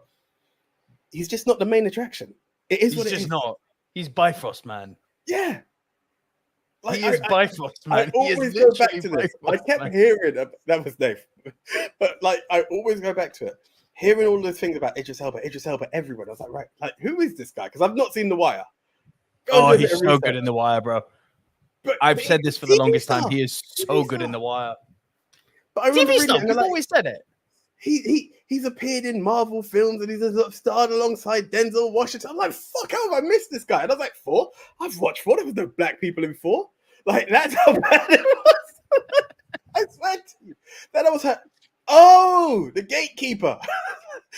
He starred alongside Denzel Washington. Don't blink because you will miss it. Yeah, American Gangster, right? Yeah, come on. Like, no hate Idris. But, you know, love the Sky commercials. Anyway. But Republic Productions, I'd just like to say one thing on this. If you like Daniel Craig, you win between the two of us. Like, he is an actor working who makes movies that are there to be enjoyed. If you are enjoying his movies, you are winning at life and I am losing. I'll be also the first to say that. This is also something I credit you. And Mixed Memorabilia says, Pretty Woman, The Midnight Cowboy. Yes. Not on my list, but yes, acceptable. Midnight Cowboy. Oh, it's very good. Is it a hotel film? It qualifies. If Pretty Woman does, then this definitely does. Okay, sorry, just going to add that to my list. Right. Okay, cool. Right, in at number 9, where people talk about John Wick is set in a hotel, I believe you sold it as this once, and I've always agreed with it. What should have been in a world of John Wick? Right? The hospital where you would go to. Yeah. Hotel Artemis. Now, I mean, it's not a hotel. Well, it's not, but it is. It's in the name, no? It's opened up as a hotel. People check in, check out. It's a hospital. It's a hospital, but it's branded as a hotel. They check in. It's a hospital. It's a hospital, but bro, it's the name. It's called the hotel. How can you say it's not a hotel? Brother, if I brand you as a white guy, you're still a black guy.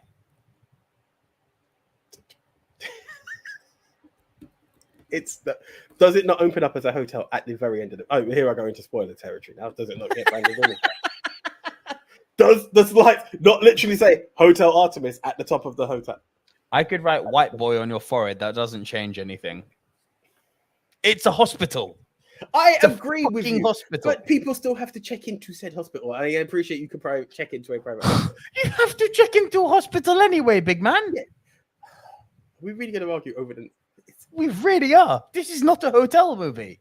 It says hotel in it. It's not a hotel movie. This is a fucking hospital. Chat, back me up. Who's seen Hotel Artemis? I appreciate it's a hotel. It's a hospital. It's not. I am aware that they. Okay, so that's dead. The argument is dead. I'm aware she performs the surgeries on the people. It's also referred to as the hospital. They go to said hospital and they get surgery. It's kind of like a cloak and dagger as far as I'm concerned. No? A bitch, please. It's a fucking hospital. Don't tell me no. Like, bro. I'm telling you, no, it's a as a casual hospital. person walking by in this post-apocalyptic LA that we have here, they see it as a hotel. Unless you know what you're doing, you are under the assumption it is a hotel. It's once you give the As the audience, do you know? What? As an audience As member. the audience, I know. As Then it's a a person, fucking hospital. no. Hold on. As an individual, based on the city that we are portrayed and having to be sold into, you have to give a certain code to be admitted to, right? Otherwise, it is seen as a hotel to them. Am I wrong in this? Yes, because the people checking in to this establishment in the movie are aware because they're all that fucking it is. hitmen. I don't It's give the a fuck hitmen what checking the in. reasons If I was are. a general public passing by, that looks like a hotel. I would be And trying that, to my get friend, into the is an hotel. entirely different fucking movie. Man walks past Hotel Artemis, the sequel that nobody saw. But it's the way of those who are No, aware. I don't give a fuck how you're perceiving the All general right, public. cool. I don't have a poster, but let's settle for Home Alone 2, the film that I said fuck it to. Are you Okay. happy now? Yes. If you want to go with that, Home Alone 2, Kevin McAllister gets missed out on a plane, because I have to explain every movie. I would actually like to see the comments because I believe I could be right, but I'm really not in the mood to argue over the semantics of this, right? Republic McAllister. Productions has my back. Just because you check into something doesn't make it a hotel. Okay, Ha! cool. You check into restaurants, don't you? You check into a restaurant. You check into a fucking airport. I'm aware Exactly. So the fact that you check in doesn't make it a hotel. That you just literally proved how your own argument's flawed. You've literally just disproved your own argument. Fair enough. I literally will put it out there the way I did. I just felt it. The perception of it was to be a hotel. It's branded as a perception by Not who? To the viewers, to those who live within the habitat of the film. You mean to the people who we don't see at all in the movie? Bro. The same way the Intercontinental is known as a hitman's film, a hitman's hotel. It's not seen. We don't know what it's like to the public. It's just a hotel to the common public, right? That would be the Big way. man. It's a fucking hotel to the hitmen. Yes, I'm aware to the hitmen the same way as here. It's an hospital to the when hitmen. the fuck did the... Sorry, when did the Movie Mount Rushmore podcast become talking about characters who are not featured or seen in the movie? Behind it, like, there's a part of me that's like willing to move on, which I was doing. But now this is much more fun. Yeah, but it's the wind up, because I don't like to constantly give in like, okay, you got me, fuck it. No, I'm talking about the perception of the way the film is portrayed to society. The way we were seeing this is an underground hospital. This is a secret hospital. So yes, it's a hospital, but its surface is a hotel. Never judge a book by its cover. Yes, go deeper. You know what the fuck it is, but it's portrayed as go a hotel. deeper, as in what? 5 minutes into the movie. Where's your depth? A movie is characterized by a beginning, middle, and end, a narrative which has characters. As viewers, we follow the characters that inhabit that movie world and narrative. The characters that we followed were all fucking aware that it was a hospital. Therefore, it's a hospital.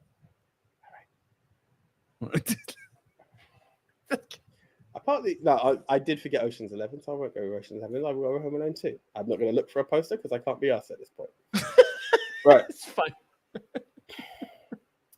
Kevin McAllister follows the wrong man, gets onto the plane, ends up in New York with Daddy's credit card, has the time of his life. Great follow-up to Home Alone. That was my number 9. Okay, your number 8. 1408.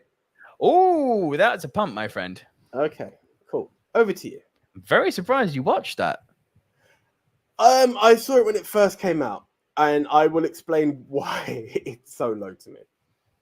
I will explain why. I'm interested because it's a good movie. Yeah.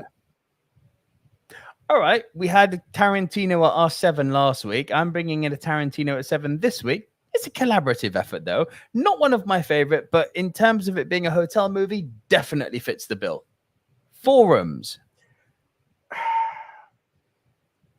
Okay. I tried to watch this film once. I can't remember. I can't remember what we were doing. I think it might have been the top 10 Tarantinos. It wasn't. Oh, thank you. What? What is it? Wikipedia plot says it's a secretive hospital in Hotel Artemis, but we don't go any deeper. But the plot is the plot. But we won't go any further. Yeah. Do you want to go back there? Because we can. I can do this all day. Because you're going to say Wikipedia and then you're going to try to shut it No, down. no. Well, I could shut you down that way, but I wasn't even going that way. No, we've moved on. I'm just looking at the comments and it's there. I appreciate then. For the first time, you're not with AJ. It happened. The prison in Thailand is called the Bangkok Hilton. Do you think that's a hotel? Is it actually called the Hilton? It's actually called the Bangkok Hilton. Do you think that's a hotel? I'm surprised they've not been sued for copyright, but that's... You're going to sue the Thais in their own country. Good luck with that one. What are you going to do? Go there and make them pay you? Yeah, good luck with that one. Oh, there we go. They know that they can... Corruption is not a way to make shit legal, but we won't go any further. But anyway. No, but that's bury the argument. Just because something's called something doesn't make it that. Which comes... The film has hotel in the title, and it could be considered a future hotel by brand and business in the future. Thank you very much. All true. All absolutely true. And now we come to the fucking main point I'm making. Where the fuck is that in the movie? This is the Movie Mount Rushmore podcast, not theoretical projections of what some subtext in the movie is. I'm not disputing any of the facts you're stating, but I would appreciate that you could kind of see the basis of which, okay, that is a plausible view. That's all I'm asking for. But I've said it's plausible. I've gone with Home Alone too. But no. You do understand that it's plausible. I was never fighting for this to be on the Rushmore. Shit, it's at number 9. But I'm just saying, I would like you to appreciate that in the scope of everything that I've stated, it's not exactly wrong. No, it is wrong because it's not a hotel. It's not a hotel.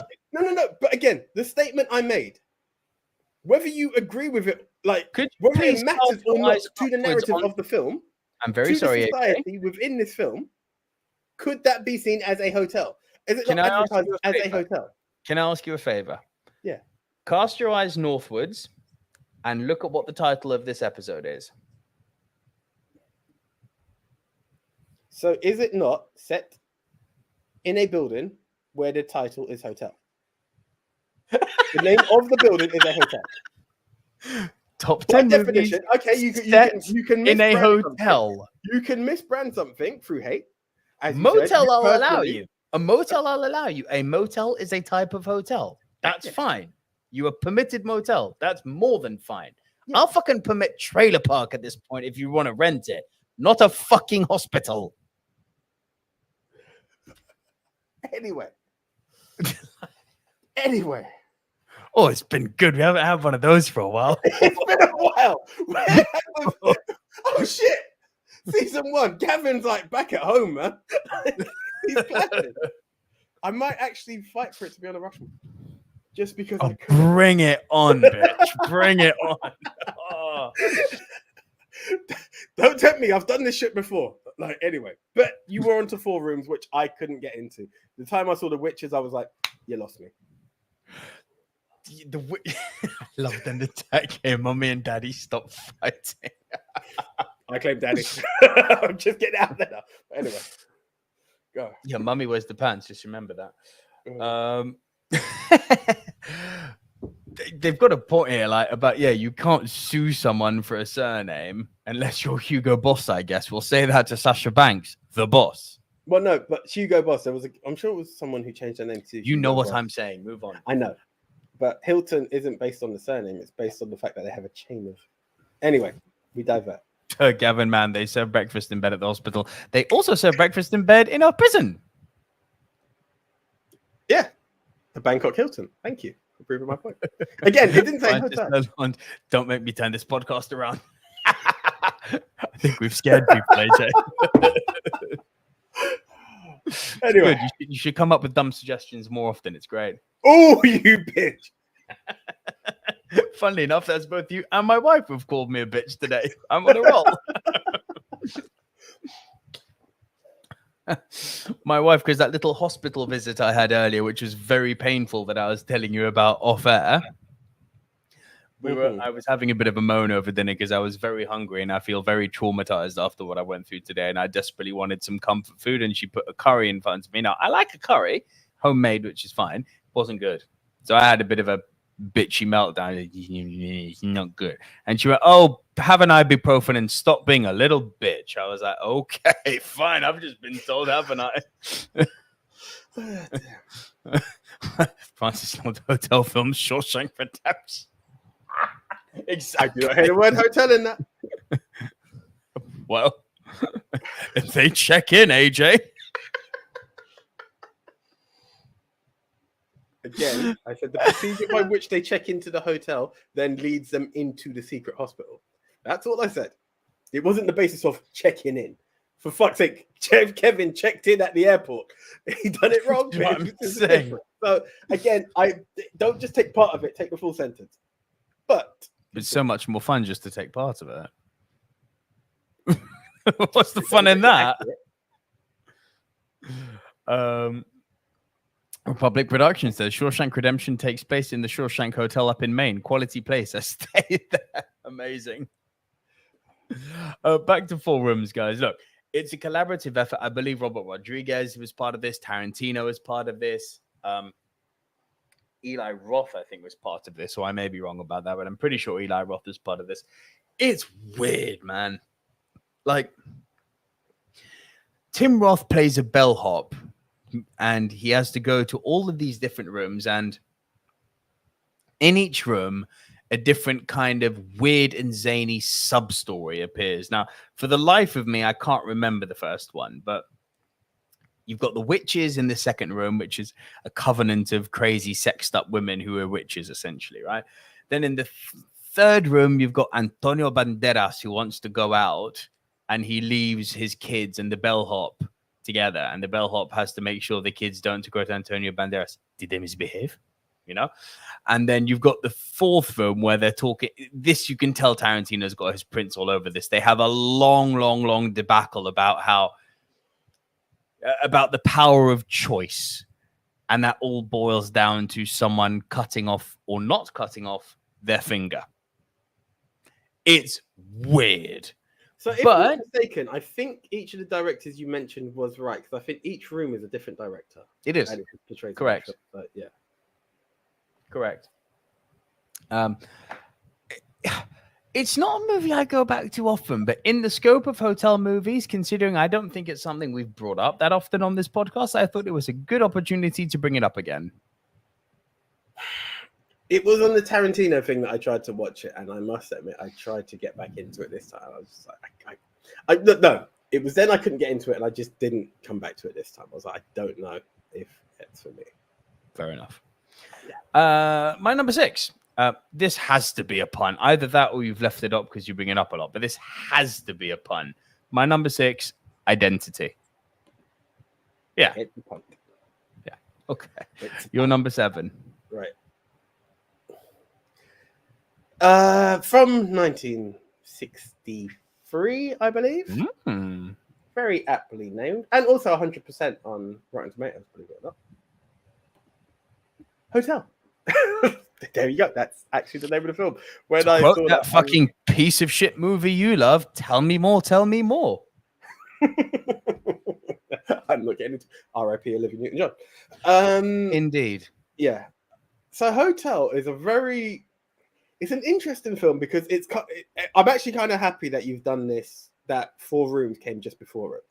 Because essentially you've got the hotel manager who goes around and literally can sort out everything from broken lifts to, a small problem with the concierge. You can see he's the fixer in this hotel. One of the problems that's happening in it, sadly not the hotel, it's just hotel. Guys, thank you so much. Gavin has now said hotel is about a hospital. It may well be, because so was Hotel Artemis. But anyway. Correct. It was about a hospital. You're quite right. Thank you, AJ. It's fine. It's fine. It's Brandon. But it's fine. This is the St. Gregory. Yes, St. Gregory. Gregory was in the other film I'm going to bring up. Yeah. The St. Gregory Hotel, which is a very exclusive, fancy hotel in the middle of New Orleans. And he fixes most problems for all the guests, and it's a very exclusive hotel. Problem is, the hotel is in some financial difficulty. So the owner's actually looking for some financial support or potential buyers. And these different people are either I don't even want to say the word based on the last joke, but they have checked in. So there's one guy who you see as a potential buyer who's checked in with this very fancy French lady who's caught the eye, the hotel manager. And he is a potential buyer. And the key reason behind it was he actually came for a job interview in his teens and got instantly rejected. The hotel, like, he saved everything to get down to this town to just become a member of this team. And the owner just looks at him and says he's not the right fit. And he's had this burning resentment to want to buy the hotel, like take over this hotel based on that. You've got a Duke and Duchess who have secretly checked in after a hit and run accident that they've just committed. Yeah, but that's how exclusive it is. You know, it's got all these different things. And then there's another guy who saw someone back in the day, like they didn't check out. They've just got the key and they wanted to return it to the hotel because they've been treated really nicely. And the husband's just thrown the key to the side. And there's this hotel thief who's now stolen the key and he's going around into different rooms stealing from people. And he's found a way to manipulate his way into each room. And it's just all these little different stories and elements that have just all built in together to make this whole story of I wouldn't say a day in the life of a hotel, but the different happenings within a hotel, both from a guest point of view and from an administrative point of view. Was it worth 100%? To me, it was an easy watch, something I feel I need to watch again. It doesn't have like a major villain or what have you that you're like, oh, you know, something to build anticipation. The third act kind of built some anticipation of something, but it's a really good film. If you do get a chance to be able to catch it, yeah, it's a good watch. Okay, but it's a classic. Sounds like I kind of need to. Yeah. Then the text got a good question for you there, AJ. I think you should bring that up. If we are going back to Hotel Artemis, I really... No.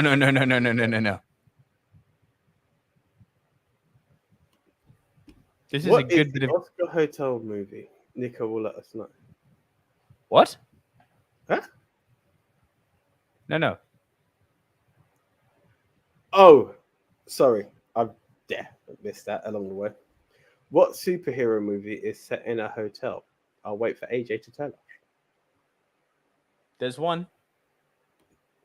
Well, I'm going to go with the last Batman film in the Nolan trilogy, because I'm pretty sure he was in a hotel there.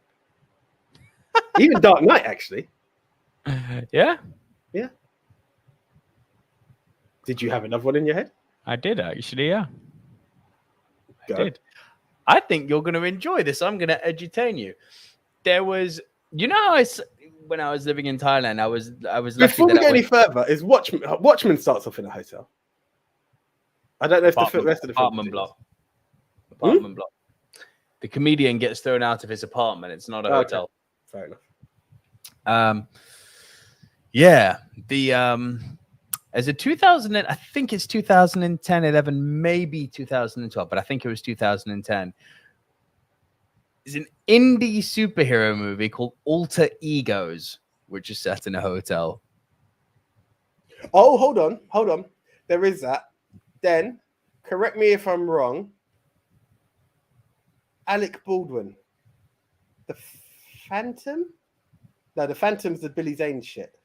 Phantom's the Billy Zane shit. Hold on. I thought Phantom. Sure. That was actually the first place my brain went to, and that was Phantom in a hotel. I can't remember the name of the film. He's pulling for a superhero movie in a hotel. I fucking love it. The Shadow. I'm sure The Shadow had a mystery, a cloaked hotel in it. Fair enough. I know this is just a recurring joke. Like, yeah. This is fucking, but he's right too. Yes, the Dark Knight was in the hospital. Thank you. That's fucking brilliant. The hospital got him. This is gonna be weeks of fucking entertainment. Fantastic. So then, was I right in saying The Shadow? Alter Egos, and yeah, Den says The Shadow. Yeah. Just a few quick ones here. Billy Martin says, did I miss Home Alone 2 on there? You did. It was AJ's number 9, and it took a very quick last minute entry because AJ and I had beef over his number 9. Then the text says, "What is the Oscar Hotel movie?" Nico will let us know. Coming. Stay tuned. Stay tuned.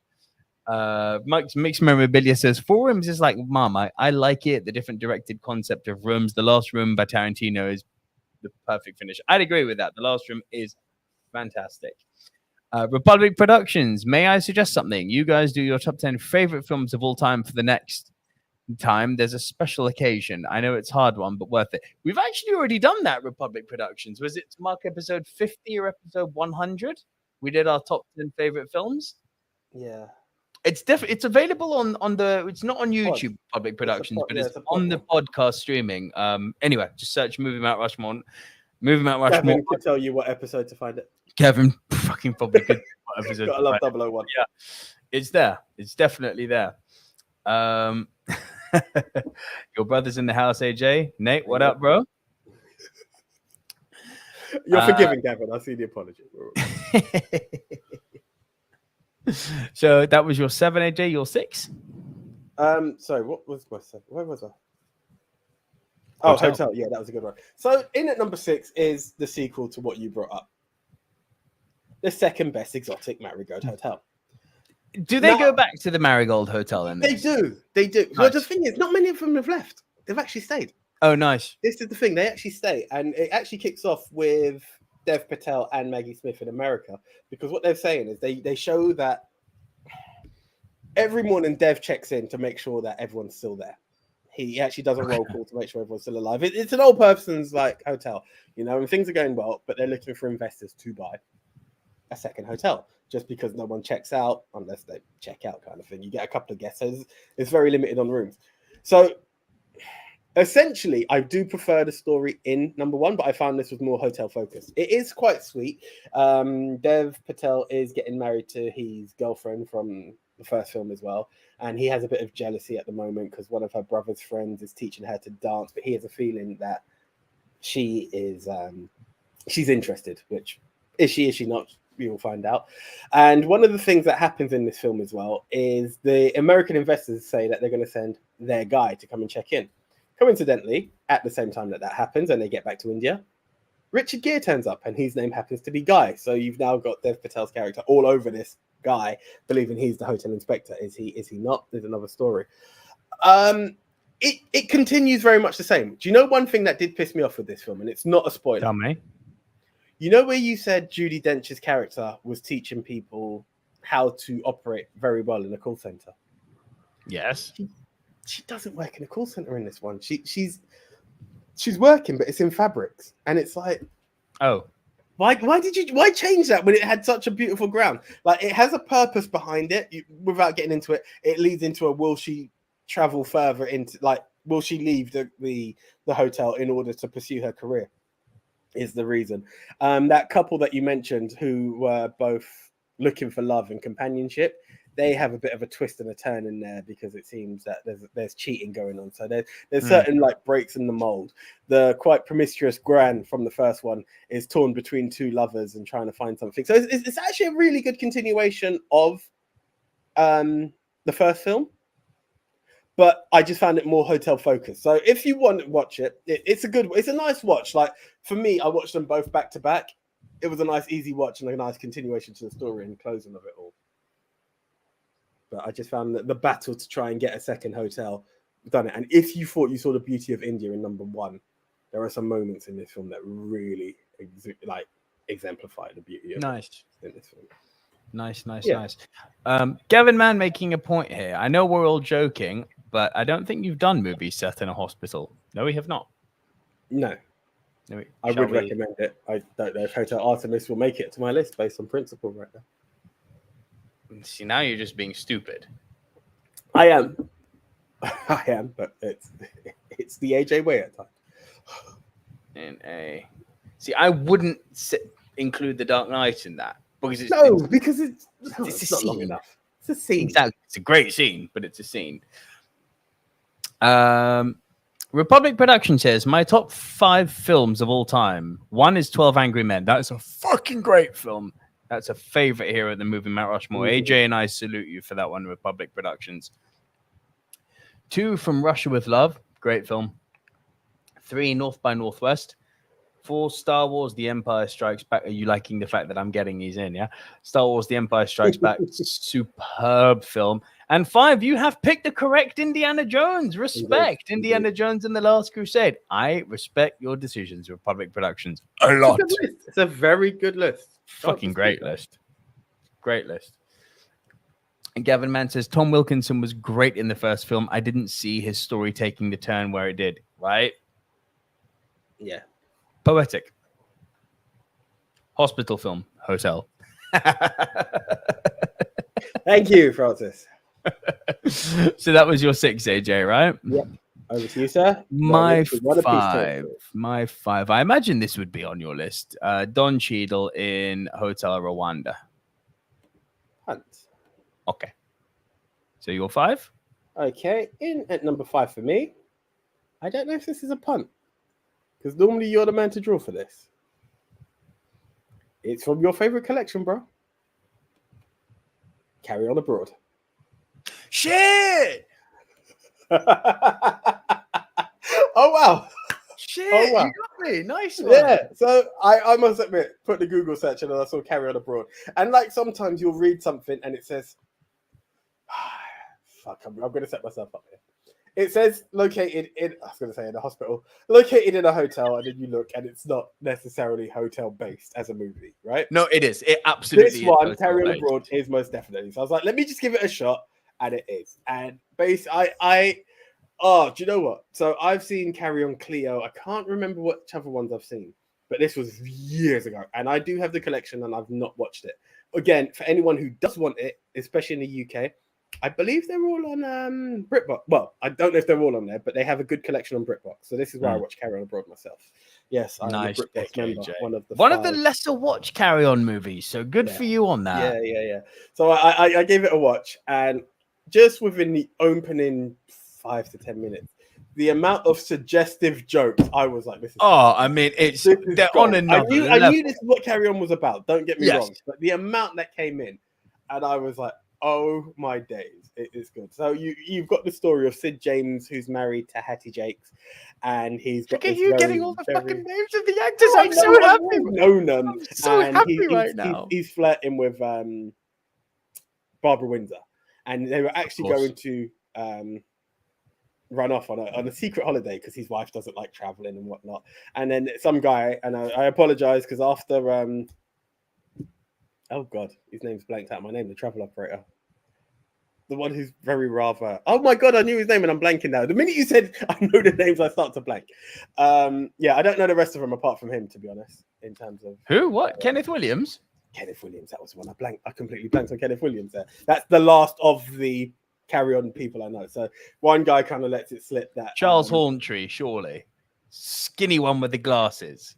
I recognized him, but I didn't know his name by view. Charles Horntree. He was one of my favorite. Oh, he was gold in this. But it was just this whole, this guy pops in and lets it slip that, oh, you're going to Hell's Bells. That's where she's going, being the Barbara Windsor character. And his wife's like, oh, no, you're not. You're not going there alone with her. So then she decides to travel on. And you've got this whole group of Brits. And it's a very British excursion type holiday when you see it. They take the coach off to get to the holiday and off they go to Hell's Bells Hotel, and when they get there, you're kind of inclined to believe it's kind of I want to say Malta. You kind of get that kind of feel of Malta / Spain, like location, and it's it's a hotel that's not ready. It's been delayed. Yes, it's an actual hotel, but nonetheless they have to check in, and there's so many mishaps along the way. And what I love in terms of the story behind it, again, it's just character pieces. Each person has their own journey in it, but it's when they all start to phone up the concierge to complain, and he puts them all through, and the way they've built this sentence, which once again is very suggestive and rude, and you're like, I really took a time. It's so risque for 50s and 60s, isn't it? That's what I love. Risque was Barbara Windsor in the shower. Wow, I was like, I didn't know they'd done that. I did not know that was there. Like, I saw the one where it's even, you see even more of her. I was like, when they said it, they literally said nudity, and I was like, oh, really? But I was like, oh, shit, they weren't joking. Yeah. But, yeah, what I loved about it, again, is by the time they get through to the concierge, I sat back and I was like, these writers, you have to applaud the way they could write so much suggestive commentary one by one, suggestive dialogue. Nuts. It was absolutely gold.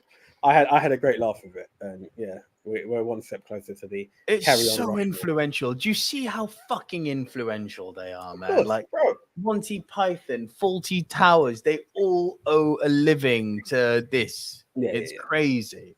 Yeah, it's crazy. Great fun. I love that franchise, mate.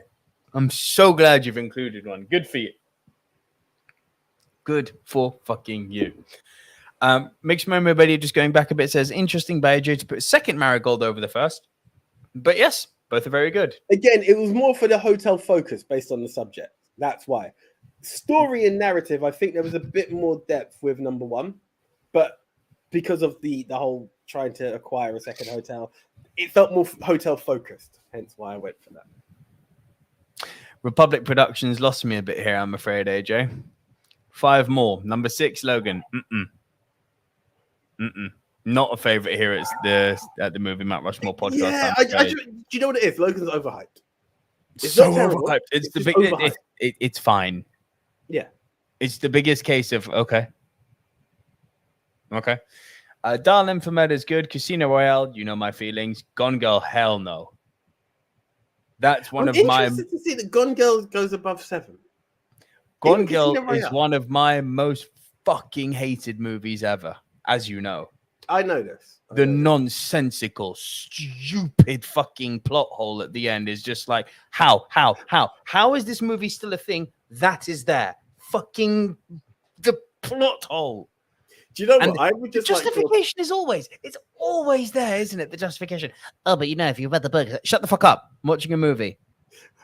Do you know what? As this came in, it's one of those times when I'm like, I'm not going to argue with you because you have your views. And it just hit me now.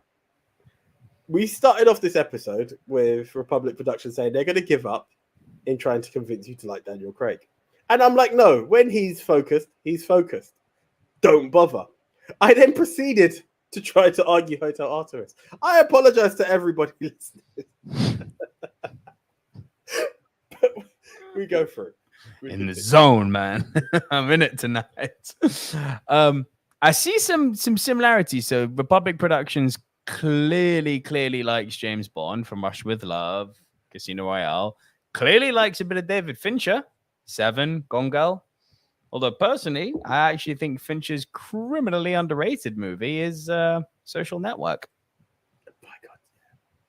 And Zodiac. Now, those are some good fucking Fincher movies. Francis Lawn says, thinking about picking up a Carry On set from Amazon. Please do, and change your life and be happy. I'm not saying you're not happy now. That came off wrong. Happiest. Francis Lawn says, I think Carry On films are where I first learned about double entendres. Yes, exactly. Yeah. Favorite movie, Fight Club. Fight Clue? I think you mean Fight Club. Fight Club. Gavin, man, I watched Butch Cassidy and the Sundance Kid at the weekend. Was surprised at how much humor was in it. Great film from the 60s. My favorite Western of all time.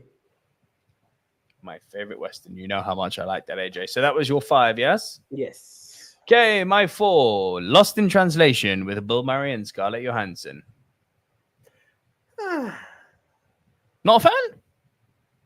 Now, I must admit, I've watched part. And I haven't finished it. And I think I've said this before. And I've not gone back to it. Now, I must admit, I did see it pop up a few times.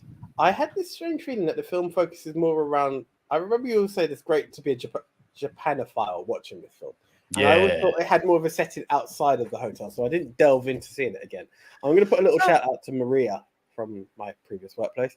This is her all-time favorite film. I get why. Completely get why. Also, Republic Productions, have a safe flight, my bro. I hope to see you back very soon. Safe flight indeed. First rule about hotel films, don't talk about hospital films. Love you, Francis. No, so AJ, you're quite right. You're quite right. The huge scope of why Lost in Translation is so impressive is because in the busiest megacity in the world, 20 million plus people does Tokyo have, right? It's the busiest megacity in the world. To be isolated in a city, to feel isolated and alone in a city that populated, and to be able to convey that in a movie is a feat of fucking creative excellence, which is very hard to mimic. That's why I hold this film with such reverence, to show that what every person who's ever been to Tokyo has felt when they realize, yo, this isn't just like they speak broken English. They don't speak shit here. There is not like, oh, you'll go this way. No. There's none of that. They don't speak English there, period. It's like, you are in Japan now. My tomodachi, you are not at home. You are in a foreign fucking land. People talk about the cultural shock they have when they go to Delhi. It's bad. It's nothing like Tokyo. The cultural shock in Tokyo is like nothing you will ever experience. But in a good way. I love Tokyo. Adore Tokyo, and the film captures that essence of Jesus Christ. Toto, we ain't in Kansas anymore. You know what I mean? Like, but where the hotel comes to play in this movie is because, again, this is where my beef with you with Hotel Artemis is that the movie centers around characters, essentially, right? As all movies do.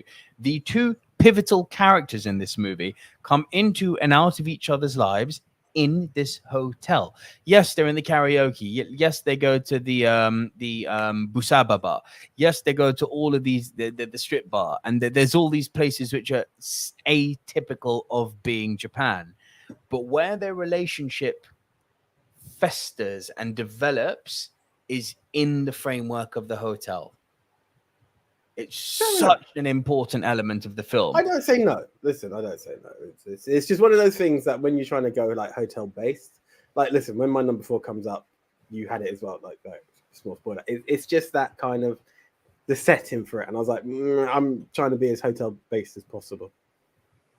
For me, this is mega hotel based. All of the uncertainties that happen in the movie, like Scarlett Johansson being uncertain of whether her photographer boyfriend is cheating on her or not, happens in the hotel. Bill Murray and Scarlett Johansson first coming into each other's lives in the hotel. That hotel room they share without ever having sex, but arguably, and this is where the movie's so good, not even talking about the hotel in a minute. The fact that it doesn't go down the social etiquette route of what constitutes cheating. It makes it, you put your penis in someone else as a male, that's cheating. You sit on another penis as a woman, that's cheating. Maybe not. Maybe it's you scissor me, daddy. Oh, I don't know. I was going to say, like, doesn't need to be a penis. Only penis is involved. The penis gets everyone, or the penis gets no one. Who knows, right? Basically, social etiquette describes cheating as being purely sexual. What this movie raises as a question is something far greater, right? Emotional cheating. But is emotional cheating justified when going through a period of complete isolation and vulnerability? And what others deem as cheating is just you finding literally solace in another human being, someone who you can talk to when you're that isolated. So here's a breakdown, and I don't know if I've done this before, and I think I may have said it on pod before, but it was a really interesting breakdown when you talk about what is cheating.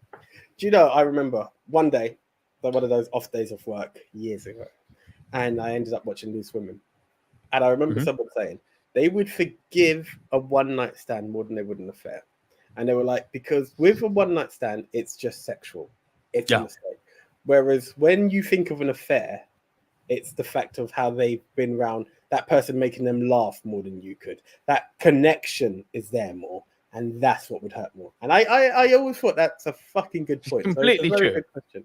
Very completely good true. What is cheating? I prescribe to that logic. Yeah. What is your number 4, please, AJ? Right, mine is the punt from earlier. Identity.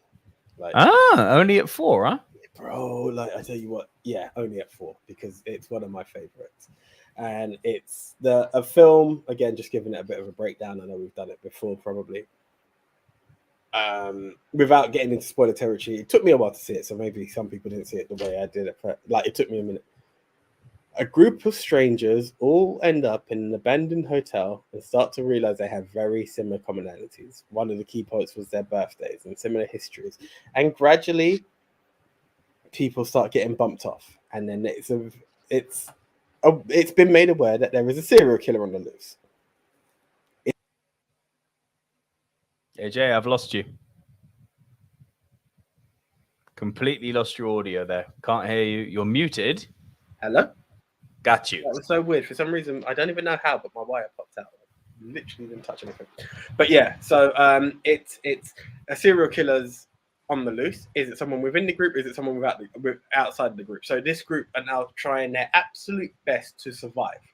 There is a bit of a background story as to what it is. It's not a major spoiler as to what the situation is and why it is, but I leave it to those who haven't seen it to see it.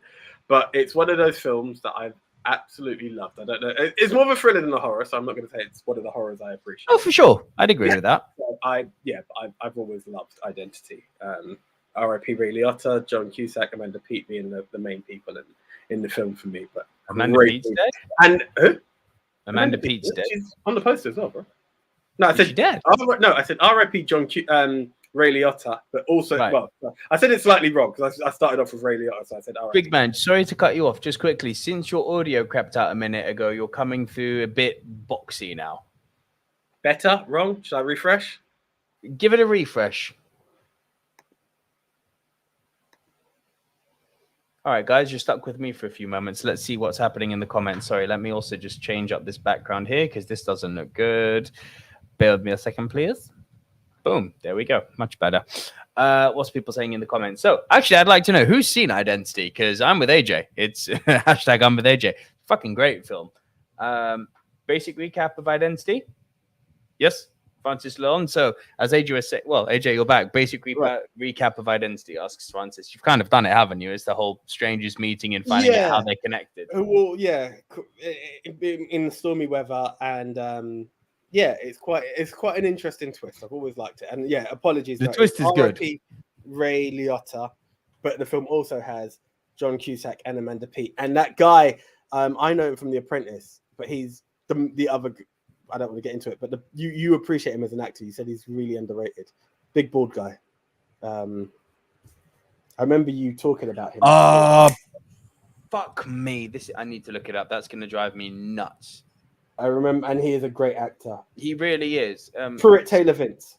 Thank you. I always think Vincent D'Onofrio, but it's not. It's I know. He's superb, Pruitt Taylor Vince. He is like the underrated gem that still needs to have a career, even though he's had a long career. I want to see him have more big roles. So, Francis, sorry, I'm just gonna highlight this because I just saw it in the comments. That background lighting looks good. I've not changed anything. Your computer's weird then, bro. Yeah, you've got this nice halo around you now. It looks really nice. Cool. I have no idea. Like, not a thing has changed. But hey, thank you. Good recommendation here from Mixed Memorabilia, The Quiet Family. Really good Korean film. Okay. I've seen it. It's excellent. I will add that. His Korean film. He's like, yep, done. But that is Mixed Memorabilia as well. Like anyone in this group who mentions a film, I really and truly appreciate. For real. Quiet. What was it? Quiet Family. Cool. Thank you. Okay. My number 3? Yeah. Over to you. The Punt from earlier. I saw it for the first time. 1408. Okay. So fuck, I like this film. Obviously, I do. This doesn't surprise, right? John Cusack twice in the list, right? Obviously, you're not surprised that I love this film, are you? No, no. I'm surprised. I bet you're more surprised that it made my list, right? Yes, completely. Yeah. Stephen King's a funny one, and here's my problem with this. It was quirky as hell, and I was like, where am I going with this? The problem is and I don't want to get. I'm not going to get into spoiler, but what happens to end the film? From the very beginning of the film, I'm like, that's what you need to do. I was like, just do that. I will let you get into the plot, but that was my, when you see it, there's all over again, right? This was one of those that I saw it instantly, and I was like, just do that. Can we talk spoilers here? Because I'm not entirely sure what you're on about. I've put it in the PM. That's the way out. That. I was just like, why didn't you just fucking do I thought you meant like the final scene, like the double twist in the final scene. I was like, that was good. Yeah, But that part, it was trippy as hell, and that's what I really appreciated with the film. I was trippy, like when you think you've got a solution, it's got you again. Like it's good. Yeah. So it's like your solution for The Ring. Don't answer. Yeah. If you saw the Japanese version, Ringu, trust me, you wouldn't say need that. To see that. Ringu's fucking before the RIP man. of Hard Drive 1, I do believe I had Ringu. I need to just rebuild the collection. So I think I'll look out for Ringu again. Well, we're doing 2000 horrors, aren't we? There's another really good 21st century horror. They did an American version of it called The Grudge, but it's the Japanese version, the Korean version, Ju-on The Grudge. Bro, it's one of the scariest films ever. Oh, fuck me. I must admit, the Far East horror is probably something I will shit myself on. And it's what I'm looking for. It is what I'm looking for in horror. So it's not like, oh, fuck horror.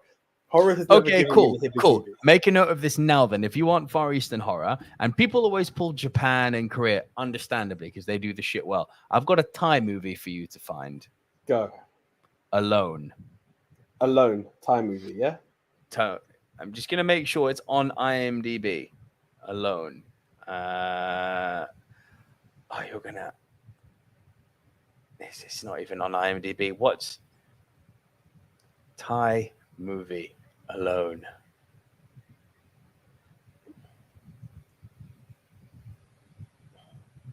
Yeah, so here's the interesting one. Yeah, a woman finds herself haunted by the spirit of her dead conjoined twin sister. Jesus Christ. How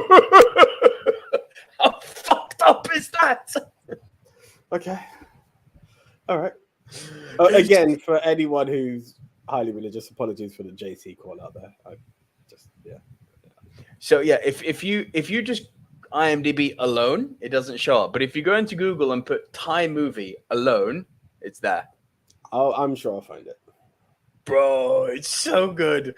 It gave it one of the biggest, most effective jump scares I have ever had. Because jump scares, I can call them. Scream is the worst example of this in jump scaring. 3, 2, there it is. And we're going to pan the camera up and Ghostface Killer's going to be there. And there it is. Scream shit, right? However, the last Batman game, fucking awesome. No, those were good jump scares. The Jokers were some good jump scares. But there is a jump scare here with a mirror. That is one of the most unsettling fucking things I've ever seen. I wish you hadn't said mirror, though. I'm not going to lie. Nah, bro, there's a few mirrors in the movie. You won't know it's coming. You will not know the scene is coming. It's... Please watch this movie for I will try and find it. You once gave me a film about the Thai 90 minutes, AJ. About what? Sorry, thank you. It was a Thai movie. I think it was to do with the emperor or what have you. It was like to do with one King Naresuan. I can't find it, and that really pisses me off. Really fucking good. Yeah. King Naresuan must be on IMDb. Bro, IMDb doesn't mean it's watchable. It must be findable. King Naresuan, yeah. Jesus, there are 6 of them. I only saw part 1 and 2. Must be on Amazon. Sorry, this is not very entertaining for our live viewers, but I just need to see this. King Naresuan DVD must be findable. Big man, it's there. Where? Amazon? Yes. Oh, okay. Yeah, it's there. £2.72. Yeah. If you need the spelling, ask. But yeah. Yeah, hit me up on that in a minute. We'll get into that after. King Naresuan's good, mate. It's proper Asian epic. But yeah, 1408, bro. I like Stephen King when he does drama. Stephen King horror, I couldn't give a rat's ass about. It's wank. Fucking Pet Cemetery, wank. Carrie, yes, it's got an iconic scene, mostly wank. I could not care less for his horror at all. This thing fucked me up. As I said, it was trippy. I remember watching it, and I remember I was tired, and I kept waking up and like, what is going on? And you can't watch this film tired as well because your mind is going all sorts of places. And I'm like, I also don't suggest you watch this film when you, oh, bro, something so fucking uncomfortable happened. So basically the wife and I, we take turns, like, on who sleeps, because we've got the bed next to the wall. Yeah. So one of us, the person who's getting the sleep that night, sleeps next to the wall. So the person that's on baby duty that night has easy access to get out. Yeah. It was my turn. Yeah. And the baby room is like my old studio. So it's kind of the bedroom that's next to ours. Yeah. And all the doors get shut at night. So she can't come into the living room, kitchen, and bathroom and hurt herself. So we just leave the 2 bedroom doors open. Yeah. And I'm watching this, Anya's asleep next to me, and I'm watching this on my phone, and I'm like, this is fucking creepy, not scary, but creepy. It never goes into the realm of I can't watch this anymore, like the way that Martyrs did. Where I was like, nah, fuck this. But creepy, squeaky bum time, like, oh, like when that radio they kept turning on. Or it's the little things. That's why horror is so good. Like when you pay attention, he said, oh, yeah, he's wiped his brow, he's ripped a piece of toilet paper off. Why is it folded? That was like, no, you see, I actually got goosebumps just now. I was like, that's uncomfortable. Or when he looks back across the living room and he sees that the picture is no longer straight, it's curved. I'm like, fuck that. And this is where horror is effective because we've all been there. We've all been alone at home at some point or somewhere alone and been like, I swear down that thing was different before. And your mind plays tricks on you, right? That's the power of horror. As I'm watching this, without making any noise or crying, I just see coming into the room. Fucking layers come into the bedroom. I've gone, screamed out loud. Woken her up, made her start crying. Probably woken her up now, and I'm about to get a text going, volume control, shut the fuck up. But her just crawling quickly into the bedroom while I'm watching horror made me jump so fucking hard. That would fucking shit up, man. That would fucking shit up. Bro, I don't know what it is. It's my daughter. Creeping babies at night is not good. It's no, creepy. No, it's not. It's not. It just isn't. It's fucking creepy. But yeah, no, I love this film. I really loved it. I think it's a bit fucking much putting Samuel L. Jackson's mug on the movie poster. Like he's in it for 5 minutes. Like keep popping up here and there. Like it's a one-man film. Like this guy's going for a complete. I mean, this is cute. This is fucking John Cusack's movie. Credit to him, by the way, because I didn't think he had this gear. Mm. There you go. Here comes the text. Shush, Jesus. What did I tell you? Predictable. Yeah, Nico's loud. What else? What else is new? Water's wet. And Francis Lone says, Nico, I do like the blue backlighting. Why, thank you. It is nice. 10 quid, mate. Little panels from Niwa with stands. 10 quid off Amazon. I can send you the links. Very good. Do you know what? Oh, is it at the back of your TV? LED strip kind of thing.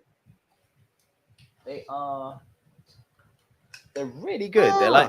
They're these little panels. They've had one of those things, those lights, on stands. This is behind the scenes. But no, they're excellent. You've got a red, a green, and a blue one. Nice. And they fold up really nicely. Like when they fold up, they get down to sort of that size. Really good. Really, really good. Highly recommend them. Niwa, very good. Number 3, AJ, for you, please. Oh, that was your number 3. Okay. A film you mentioned and recommended to me. The Grand Budapest Hotel. Punt, sir. Punt. Yeah. Okay. Although I'm very glad you've seen it now. My number 2, my doubly deuce. Probably a punt, or you've left it off, which I respect. The Shining.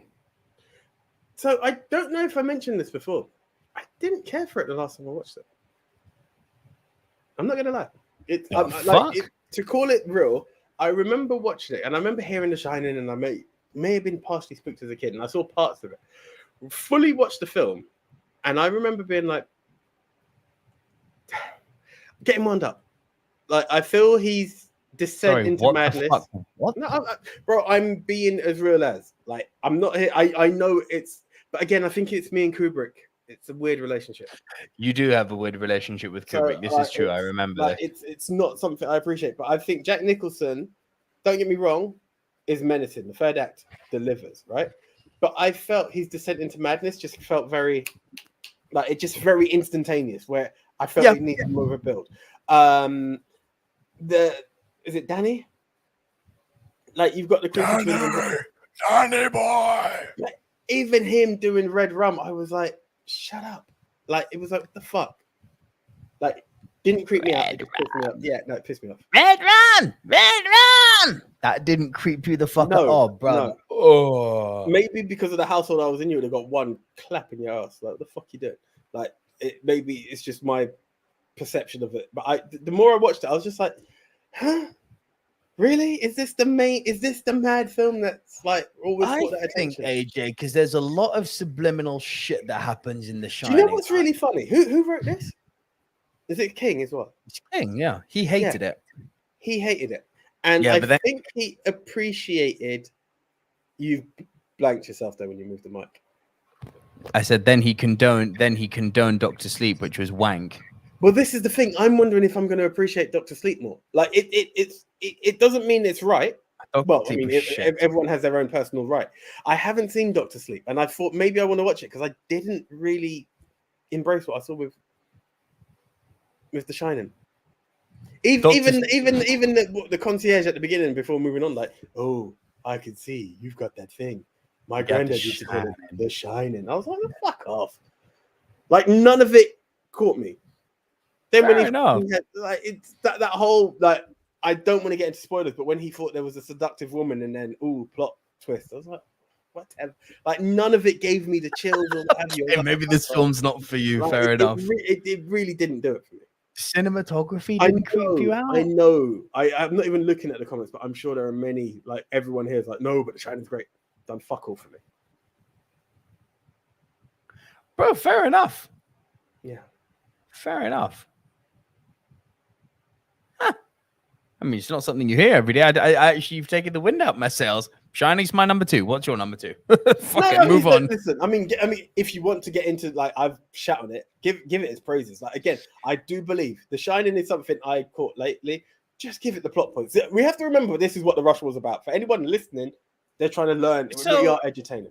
Family moves up to an isolated hotel. Again, we're dealing with topics of isolation here. Family moves up to an isolated hotel way up on the mountainside. It gets snowed in at winter. They get stuck in this place alone in the off season, essentially, right?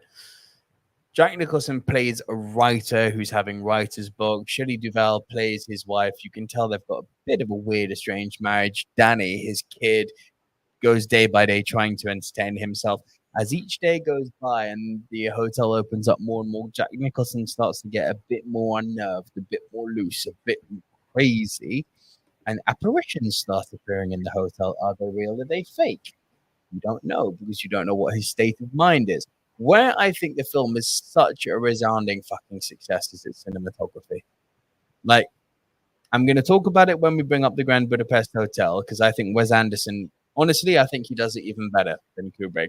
But the use of symmetry in movies like The Shining to convey depth, and depth being a way to convey depth going into the mind, and the mind in this case being the mind of madness, represented by those unholy bloody patterns on the carpet. There's so much subliminal shit going on in this movie. That's why it's such a powerful one for me. No, fair enough. Bro, I get it. And again, it's, as you say, you win.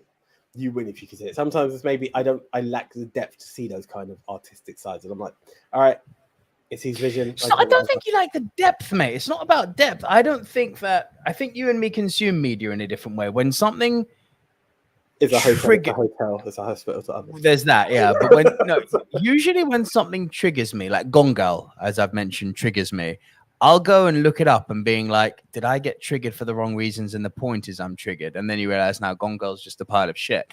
But then you watch movies like Hail Caesar, the Coens, right? The Coens are notorious for fucking with their viewers, right? Yeah. Some people see Hail Caesar and they're like, Channing Tatum submarine. The fuck was that about? And it's like, it's literally allegorical. It's meant to symbolize his sinking career. Yeah. It's like, the Coens are fucking with me. I like it, you know? So I kind of never take something at first viewing value. Godfather being a good example of this. Ryan Gosling being a good example of this. I have an opinion about them after first viewing, a very, very passionate one usually. But I'll go and like research it. Usually documentaries help me a lot. Like there's an amazing documentary available on Amazon called Room 237, which is the room, funnily enough, in The Shining that you're not supposed to go into. It's really good, AJ. It's like 3 hours long, and it really goes in. It's long, but it goes into detail about every single detail, how it was so methodically thought out in The Shining, like what this symbolizes, why they made this choice with the design, why they use this camera technique. It's a proper cinephile's deep dive into the mind of Stanley Kubrick. I loved Shining without ever having seen it, but I love it even more having seen it, if that makes sense. Then again, I know a lot of people, mate, who've seen it and said Room 237, amazing. Still don't like The Shining. Oh, so I'm not alone. No. You're not alone. There's no film that's universally loved. Bro, listen, it's one of those that I thought was everyone's like, oh, The Shining, great. Yeah, it's whatever. Most people, a lot of people would say The Shining is great, but yeah, man, you're not alone. Cool. And I think you made some pretty on the nose points. Like, yeah, The Descent is a bit, hey, presto. I'd agree with that. Yeah. It was just weird. And then, yeah, even like the calling of the concierge back, it was like using The Shining. It just didn't work for me. It just didn't work. Fair enough, man. Right. So, what is your doubly deuce? Came out this year. Ah. Yeah. Hype man. Come in? Hype man. It's recent. I love it. Put it high. I mean, look, there's a lot of films that have come, like I've seen for the first time. Yeah. And yeah, they're in the run. Anyway, let's not waste any time. I'm talking. Good luck to you, Leo Grande. I really wanted to see this. Bro, it's actually really good. Like Emma Thompson. It looked good. Emma Thompson, like the trailer caught me, and me and Tam just about caught it on one of those last screenings. I like AJ Vision, but yeah, like caught a chance. Emma Thompson hires a gigolo, yes, essentially that, and it's not just a one-off meeting, but it's the development and friendship that builds behind it. So Emma Thompson starts off as she's a widow. Her husband's passed away. To break down widow, and she hires this gigolo for the purpose of just feeling something, to feel love again. But what you find out is that she was in a pretty loveless relationship. Like one of the things she starts off with is that she's never had an orgasm. She's always faked it, and it was their love life was very boring. So it's more conversation, and then her like essential regret, like doubt, should she be doing this? You find out she was an RE teacher, so this goes against all the principles, against what was going with, like religious education. Oh, and it's the questions that she'd always ask her students, like what sex workers and stuff like that, and the ethics of it. Should it be there? Is it a trade? Should it not be done? And the principles behind it. Essentially, they end up hooking up, but she's like, this will never happen again. Like, it can't happen. Then it says second meeting, and it's in the exact same room. But now she's a bit more adventurous, and she's going into the stuff that didn't actually happen before in her relationship. So she's like, yeah, I will perform oral sex on you. Then you will perform oral sex on me. Then we will have a 69, if that's what people still call it. And she just goes through like the whole list of stuff that I saw this in the trailer. Yeah. Yeah. Oh, you've seen it in the trailer. Yeah. I've seen the trailer. Yeah. So that's why I wanted to see it. Yeah. And it's literally this whole building of her. It's a self-discovery. But along the way, she starts to build this bond with this young gentleman, Leo Grande. And with that, she starts. Sorry to interrupt you, AJ. We must welcome Nathaniel Bourne, Pro Wrestling. Hello, new viewer here. Nathaniel, welcome to the Movie Mount Rushmore Podcast, and thank you so much for joining us. Thank you, Nathaniel. Nathaniel, welcome to the show. What's your favorite movie of all time? Comment down below. Yeah, just to say, Nathaniel Bourne, we need to connect a bit more. Send some details to us, because we also do a wrestling podcast. So Nathaniel Bourne Pro Wrestling, that like the other angle to the Silver Screen Dudes, but really do appreciate you joining us. And yeah, favorite film and favorite hotel film. So yeah. while delving in, like while building this bond, she starts to try to find out a bit more about him. Like, does his family know what he does? Does he have any siblings? What do his parents do? And we start to find out that his mum believes he works at an oil rig and stuff like this. And there's a point where they try to like glamorize sex workers, and I'm not here to say one way or another, but I thought that was a bit on the nose, and I just didn't get into the argument at one point where she's like, "You should tell your mother the great work you're doing," and you're like, "Really? Is this the way you're trying to sell it to me? Like, you've not convinced me enough for that to be a selling point just yet." But the building and the friendship and her trying to delve deeper into his life and the bond that they make, really great film. Really great film. It looked good. I have to say, And it looked really, really good. Oscar nod on this one, by the way. Like, it's got. I wouldn't surprise me. It's Emma Thompson. It's a great film. It looked good. All right, guys, just before we deliver our worst, followed by our best, both of which have been punted, so you know what they are. But just before we go into that, could everyone please, down in the comments, either give your Rushmore, so your 4 quintessential hotel movies, or if you'd prefer, let us know your 10 favorite hotel movies. Comment down below, and we'll pick them out when we're making the Rushmore at the end of the show. So, AJ, my worst is a remake. And I feel really shitty doing this. And I'll explain why in a moment. But you probably know where I'm going. The remake. Hotel remakes. There's one in my... Vince Vaughn? Yeah. Yeah. It's not good. It's the remake of Alfred Hitchcock's classic Psycho. I'm talking about the 1998 shitfest that is the Psycho remake. It really is terrible. I like this in defense of Psycho 1998. I know. I saw that. I know. Yeah. Someone's actually out there trying to defend this film. I've not seen I know. it. I had to. It's bad, bro. It's bad because where Psycho was so successful is that it made you. It was never scary, but it made you uncomfortable. It made you uncomfortable with its narrative. It made you uncomfortable with its choice of camera work. And it made you uncomfortable, obviously, because of its story. The story in this is basically frame for frame the same thing. I mean, they're like for like. But the reason I feel shitty about bringing it up is because Marion Crane is played by Anne Hesh. So I feel a bit bad given that, Anne Hesh has literally just departed us. And I was a big fan of Anne Hesh. But for all the love I have for Anne Hesh, and dude, the cast in this is impressive. Viggo Mortensen, Vince Vaughn, Julianne Moore, William H. Macy. Like, there's quite a cast to it, and you're like, okay, why is this not clicking? Bad writing, actors who are really just not giving it their all. The performances in this really are flat.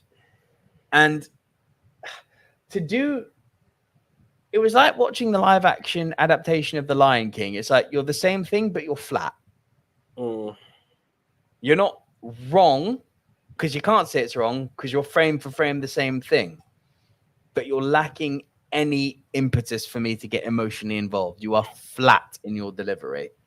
And when a movie's flat, I actually think that's one of its biggest sins. And yeah.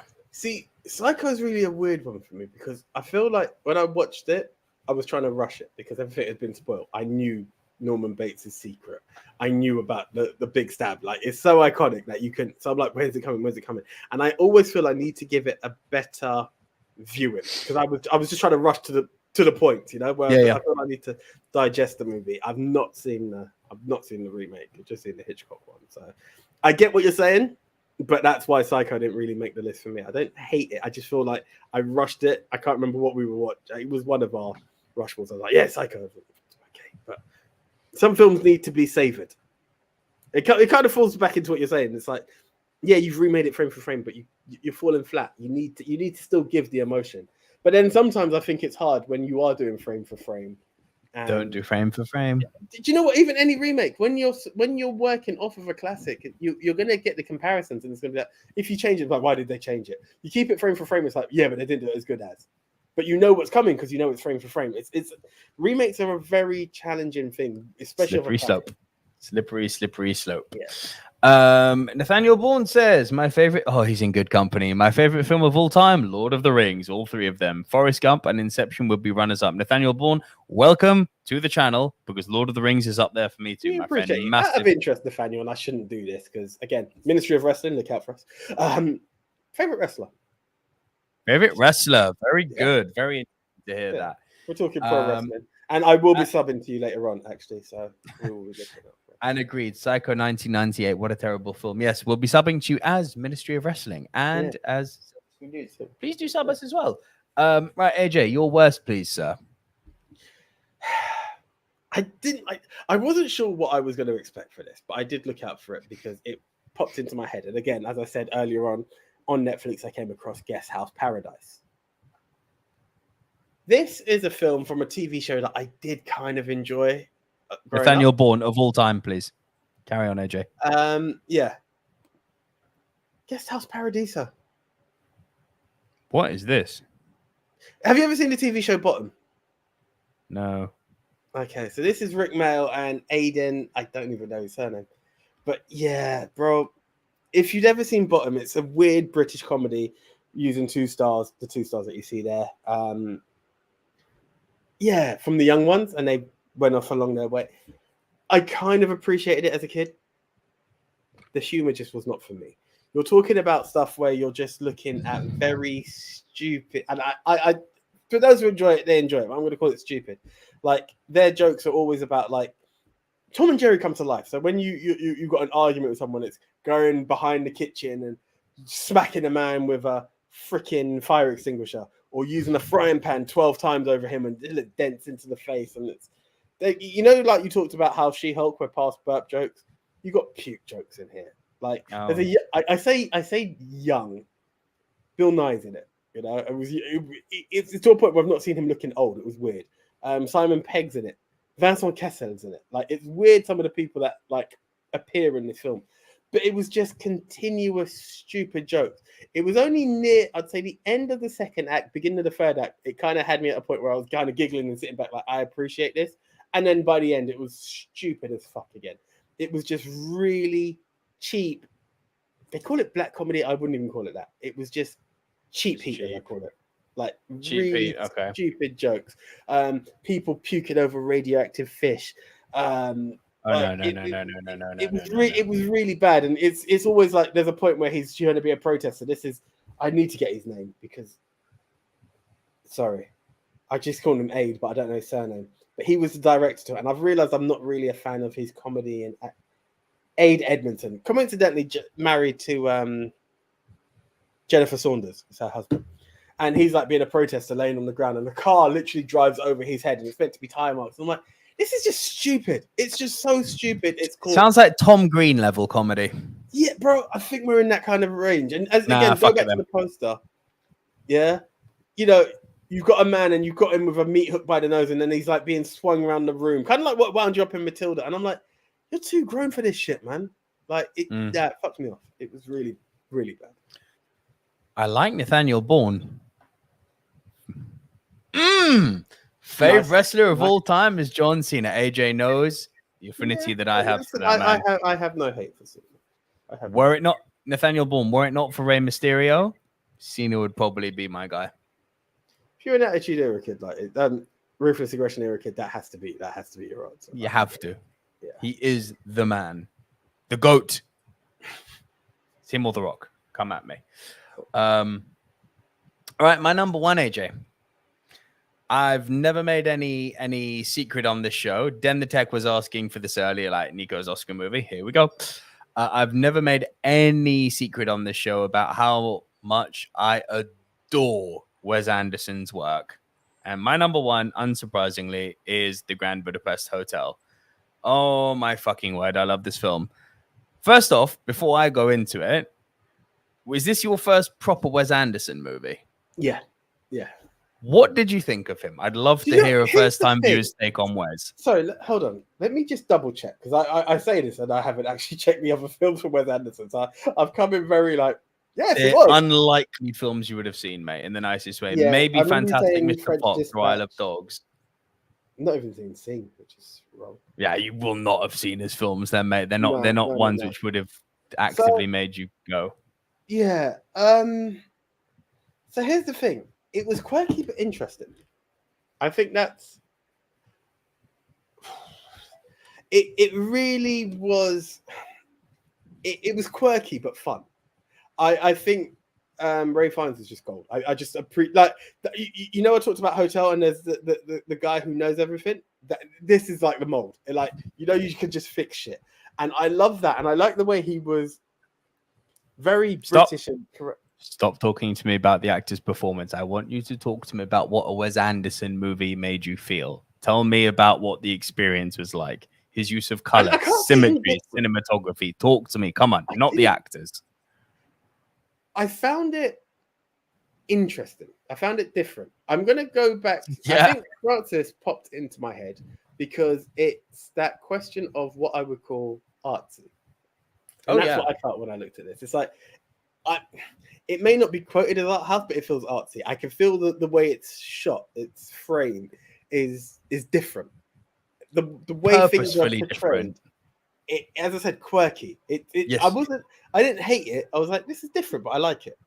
That was my take on it. Do you understand? I'm not going to be like, it's amazing cinema, because I wouldn't go that deep into it. Oh, I would. I like it.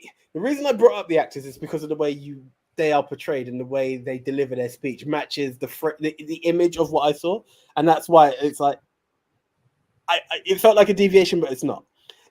It matches the quirkiness of it, the way they deliver, the way they move.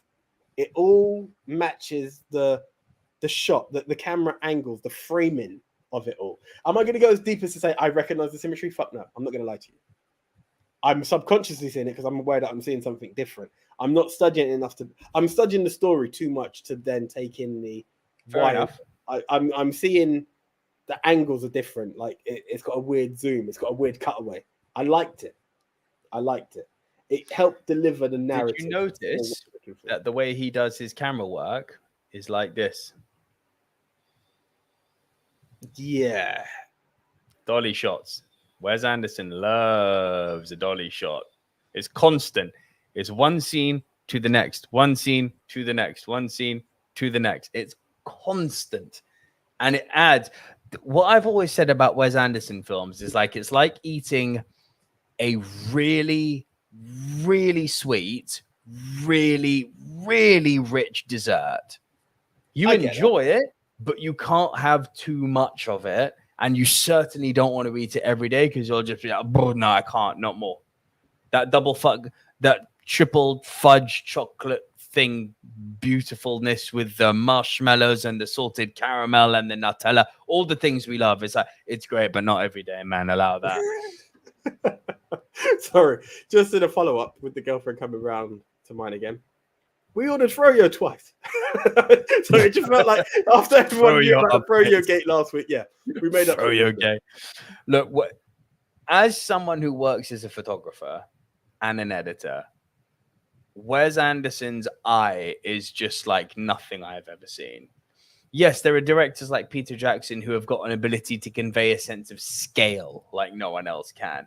There are directors like Tony Scott who know how to make things feel really gritty and dirty, right? And you know when you're watching a Tony Scott movie. Scorsese, who's got a means of capturing New York like no one else. Michael Mann, who knows how to capture LA like nobody else. What Wes Anderson does with the camera, for me, it's ballet. It's fucking ballet what he does, because he moves the camera in a way that it almost becomes a character, and he does it so that the camera can take in as much of these worlds, these rich dessert worlds that it creates as possible. The colors are super saturated. The characters, even if they're tertiary or secondary, they're larger than life. The dialogue they use is relatable but overt. Just everything he does, for me, it's so pitch perfect. And you said it perfectly. It's quirky and it's zany, but yet somehow it works. And this movie, I mean, the fuck you want to talk about the cast? The cast in this movie Ray Fiennes, F. Murray Abraham, Matthew Almeric, Adrian Brody, Willem Dafoe, Jeff Goldblum, Harvey Keitel, Jude Law, Bill Murray, Ed Norton, Saoirse Ronan, Jason Schwartzman, little cameo from Lea Seydoux, Tilda Swinton, Tom Wilkinson, Owen Wilson, and Tony Revolori. I mean, you want to talk an ensemble, like Jesus fucking Christ. That's like a murderer's row of who's talent, right? Yeah. It's insane. Just that's the cast alone. But then you've got this simplistic little story, like it's set in a fantastical world, but it's relatable to reality because it's in a part of Central Europe, not real part of Central Europe, which is coming under threat from a fascist regime, right? It's like, we all know this story. But we're being given a condensed, almost fairy tale-like story of World War II period. It's like World War II period, according to Wes Anderson, viewed through the prism of a hotel lobby boy. It's like, sorry, did you just say that you're going to represent World War II through the view of a hotel lobby boy? Well, that's fucking unique in itself, and only Wes Anderson would think of that. But then you're somehow going to bookend this, and what he is so clever. The opening of the movie that starts with this girl in a cemetery, and you're like, who's this? And you think for the whole movie, so what's the cemetery? And then you realize it's the fucking author. It's not even any of the main characters. This story is a story within a story. And the reminiscence at the end when he says, and I never went back to the Grand Budapest Hotel. Bro, it makes me cry. It's so fucking heartbreaking that we've moved on. The era doesn't exist anymore. The only way that people will ever remember this is through the potential. That's what's so impressive. It's the potential immortality of the words written in the book. Because at no point does Wes Anderson tell you, famed author. It's just author. We don't know if this author's going to go on to fame or not. The movie doesn't answer that question. And that's what's so fucking poignant, is that it not only doesn't answer that question, it leaves you wondering, like, well, if this author doesn't become famous, this whole story, this odyssey, remember I said Wes Anderson doesn't do stories, he does odysseys. This odyssey we just lived through, it's going to disappear. This luxurious vibrance of the Grand Budapest Hotel, it'll be as if it never existed. And it's of such richness that surely it's a story that should resonate with everyone. And now we get meta. Wes Anderson knows he's not for everyone. So he's telling a story within a story that he knows for the audience of the author's book within the story won't be for everyone, much like his own movie won't be for everyone. So much like the people who could potentially read the book that's set within the movie that the story is about, he knows that the people who will potentially watch this movie are the only ones, much like the author, who will only ever get to experience this movie. Wes Anderson, ladies and gentlemen. Cool. Do you see why I like him? I get that. He's fucking nuts, mate. Yeah. Cool. There's not much I can say to that. Sorry, do you know what it is? I just kind of got caught up in some of these favorite wrestlers out there as well. Yeah. And then seeing, like, Gavin has also seen Guest House Parody, so it was like, was a letdown. Even Fans Orchestra couldn't save it. Bottom worked on TV. Didn't translate to the big screen. And I think Den also summed it, like, Bottom was a show of its time. And yeah, nice to see there's a few wrestling fans out there. Francis, I have not heard of your wrestler. Nate also says, I don't rate Lea Seydoux as an actress, not going to lie. I'm not going to say I've seen a lot of films from her. Now, it's not from a perverted standpoint. She was actually amazing in Blue's the Warmest Color. Yeah. Incredible in Blue is the Warmest Color. Yeah. Cool. No, but I like the breakdown, and I must admit I didn't take that depth, and I maybe upon a second viewing I might be able to take it that bit further into what it is. But yeah, like I liked it. I like the way it's delivered. It was nice delivery. I love it, man. I fucking love that film. And people have said, did you just not put Shining at number one because it's an obvious number one? No. I legitimately believe it's a hotel movie. The Grand Budapest Hotel shits on The Shining. I said it. I mean, I co-signed that. Different story. Right. Go on. Do you want to put up any questions? This question was Mixed memorabilia is quite right. Wes Anderson splits opinion, but you still discuss his art and way of making film. It's good, got depth. No, hell yeah. It is art. Wes Anderson very firmly puts a pin in the ground and says, this isn't just entertainment. This is art, what I'm doing. And yeah, it's fucking wonderful. Francis Sloan, speaking of color depth, what's your opinion of the tinting fad of the 2000 to 2018? That teal and orange. I'm so over it. So the blue saturation in Lord of the Rings isn't something that's 2000 new. That's something that's been going on since the late 80s, early 90s. It's what they call the blue moon effect. It's like when they're too cheap to actually go and shoot at night because it means you've got to use really it's actually true. Instead of using cameras which have got ridiculously high sensors so that when you crank the ISO up, it doesn't turn your image all grainy, they just put these blue lights on in studio and they call it the blue moon effect. And the result is it saturates your screen with blue and it's fucking horrible. And I wish studios would stop doing it. The cheesy blue moon effect. Here's a one you like. That French movie, Brotherhood of the Wolf. Come in. That French movie with a werewolf movie, Brotherhood of the Wolf, Le Pacte des Loups, right? Mm-hmm. That was one of the first modern movies to actually shoot at night. Took advantage of modern technology and shot in the French countryside at actual night. And you know the result is? It looked fucking gorgeous. It didn't have that cheesy Hollywood blue moon effect. Film knowledge with cameras from Nico. There you go. I can't really comment, Francis. I kind of take a film for what it is. As long as I enjoyed it in that. I'm more of a narrative than a visual. I mean, don't get me wrong. Sometimes a visual will really capture me. But it's as long as the story gets me, I'm good.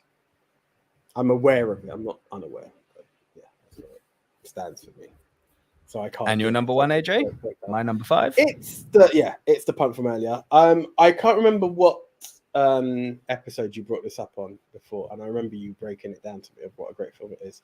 And this was a first time experience. It's good, isn't it? Yeah. Hotel Rwanda. My God. Heavy, huh? What a thing to take in. Do you know, I mean, okay, guys, this is based on the Rwandan genocide and a hotel manager, not even owner, who was taking in both Hutu and Tutsi Rwandans because of the war that was going on at the time. What broke me, and it's a line that you'll hear if we've seen the film or not, but it's just real life, so how you can find it in the newspaper. It's when the lady who was bringing the kids back to the hotel, and she talks about the young girl who was pleading to not be killed by these militia, and she was saying, please don't let them kill me, I won't be Tutsi anymore. And you're like, oh my days, like the innocence of a child and the like what is going on, like it really hit home and broke me, man. It's tough, but it's one man's fight to let his nation be his nation, irrelevant of which tribe you come from or some. And again, you look back at it, it was all based on like generational colonialism in a way to have people still looking after their country while they left. And it was so heartbreaking that you could see people at war calling another countryman a cockroach. Like, you're like, what the hell? Like, seeing someone else's vermin just based on characteristics that when you take the same Europeans who installed this into you will look and say, so are you a Hutu? No, I'm a Tutsi. And you are. No. So you're seeing, you can't even tell, but here you are going for it. And you know when it was like blatantly obvious to me, and again, guys, like, they're spoilers, but they're not. It's when the army is stopping Don Cheadle's character. I can't remember the name of the Hutu power. Yeah, Hutu power. So it's like you literally by him just bringing up a gun shows you who he was, and it's like it's such a basic concept as a T-shirt can tell you who a man is, but you're here in a war taking life. Yeah, taking millions of lives. Like when you read how many lives were left, a lot more than the Holocaust. Ending of it. Yeah, a lot more than the Holocaust. Absolutely heartbreaking as a movie, and it touched me to the core like none other on this list. Like I had some good journeys on this, but this film just hit me hard, man. And yes, biopics, real life stories is something I've appreciated along the way. Mm-hmm. But I just thought the film was absolutely amazing. The cast delivered, you know, throughout the way. And it's, phone calls to the French army just in time to be able to, the French government who gets in touch with the army. Like, wow, what the appreciation that when they say not all heroes wear capes, like, screw it. This is the absolute truth. Genuine good people who go out the way. He could have just had his hotel, literally made it Hutu only and just live life, allow the tourists in there until they cleared it out. But no, he actually built a refuge for people and manipulated the system as best as he could to allow people to survive. Great movie. It was. Now, adding a bit of seemingly weird levity to what you've just said, because I agree with everything. It's when I saw this movie that I went, yeah, so Magneto needs to be black. Tell me I'm wrong. No, I remember I've said this to you 1,000,001 times when people are like, Magneto should be black. I'm like, he needs to be Jewish. No, he doesn't. The fact that he's Jewish has fuck all to do with it. People are always like, Magneto needs to be Jewish because he has to have lived through the Holocaust. Incorrect. What Magneto needs to have done is he needs to have lived through a genocide. Yeah. He needs to have seen the worst in humankind. The killing of his people is all that matters. The killing of his people. That's not restricted to the fucking Nazis. You could make him Armenian and do the Turkish genocide. You could make him Cambodian for all I care and do the Khmer Rouge genocide, the killing fields. I mean, I'd actually fucking love that. Because that was the biggest genocide in living memory. You want to talk about a man who systematically destroyed his entire nation, Pol Pot. Yeah. Or you make him black. Because I tell you what, again, bringing some levity into this, making Magneto a Holocaust survivor now, he old. He's got to be old. Yeah. And given that what we've seen recently in the MCU, the fact they're kind of going down this X-Men route, which means Magneto's got to be buff. Yeah, he can't be a fucking 80-year-old Ian McKellen. Sorry. No, you can't. He's a lot more than 80 at this point. Be nearly 100. Well, this is the thing. If you're going to take it into that concept, unless they were all in the ice with Cap, it's not going to work. You can't do it. You make him Cambodian or Rwandan, we've got exactly the same character catalyst and the same drivers that make him have his opinions on the world. Same. Yeah. But he's believable. No, I can work with that, bro. I can work with that. And make Magneto Cambodian. Sign the petition. Watch people figure out, this is the worst case of woke ever. So, you haven't stopped and thought, though, have you, my man? Oh, man, I love it. Right, cool. I haven't seen a lot of people drop their favorites in. I've only seen 3. So far, I've seen Francis Long, Gavin, and Den the Tech drop some in. Mixed memorabilia, I want to hear from you. Nathaniel, let me hear what your 4 favorite hotel movies are. All are welcome. Riri, if you're here. Tucky, if you're here. Bring it on, guys. So I was just looking at Nathaniel Bourne's statement here. I saw her in Mission Impossible, Ghost Protocol, No Time to Die, and Inglourious Basterds. I enjoyed all 3 of those films, but she was marrying. I get it. I'm not going to be like the ultimate. Lea Seydoux was in Inglourious Basterds. Oh, she was right at the beginning, wasn't she? Yeah. She's one of the daughters, isn't she? She is. I get it. Mixed memorabilia, dropping some wrestling knowledge. WrestleMania 6, Ultimate Warrior defeated Hulk Hogan to become the world and intercontinental champion. Had to give up the IC title because you couldn't hold 2 titles back then. There we go. Tribal Chief says what? Exactly. Becky Two Belt says who? Yeah. Kenny Omega says, huh? Exactly. The Hardys on their quest of gold. I got the biggest of all of them, which no one ever fucking remembers. Ultimate Dragon says, Sonanda. Yes, that is also a thing. Mr. 14 belts at one time, wasn't it? I believe something crazy. Yeah, he's the ultimate collector, man. And no one ever puts the credit they should on Yoshihiro Asai. Ever. He doesn't ever get the respect that he's earned. It's mad. It's weird.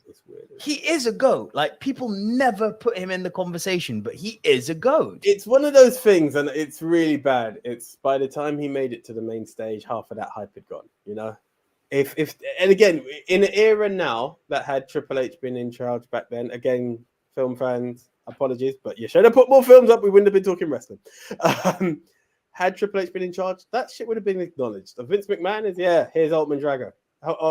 Appreciate it. Done. Like, do you get what I'm saying? Not even, he was an older guy by that time. You didn't get a chance to really see the madness that he could do. But you don't need to respect him based on being in WWE is not your litmus test for greatness. It's not that, but it's the main stage. Do you understand? It's one of the biggest stages. You go back to any conversation, Sting says he goes to a convention, they say WWF Superstar Sting. Like, it's where your name is out there. Coming in? He always corrects them and says, mm-mm. Yeah. But, like, now, the platform is slightly wider. You know, it's a different conversation back then. Nathaniel wants to know what we think of Triple H as the new head of creative. I was looking at it and I'm like, film fans. Potentially makes me want to do a live right after this, but no. No. Okay. By the way, Nathaniel? guys, Triple H's new WWE. It's exactly that. The effects of it are already being felt, and they're all good. Yeah. It's all good. Like I'm loving what's going on at the moment.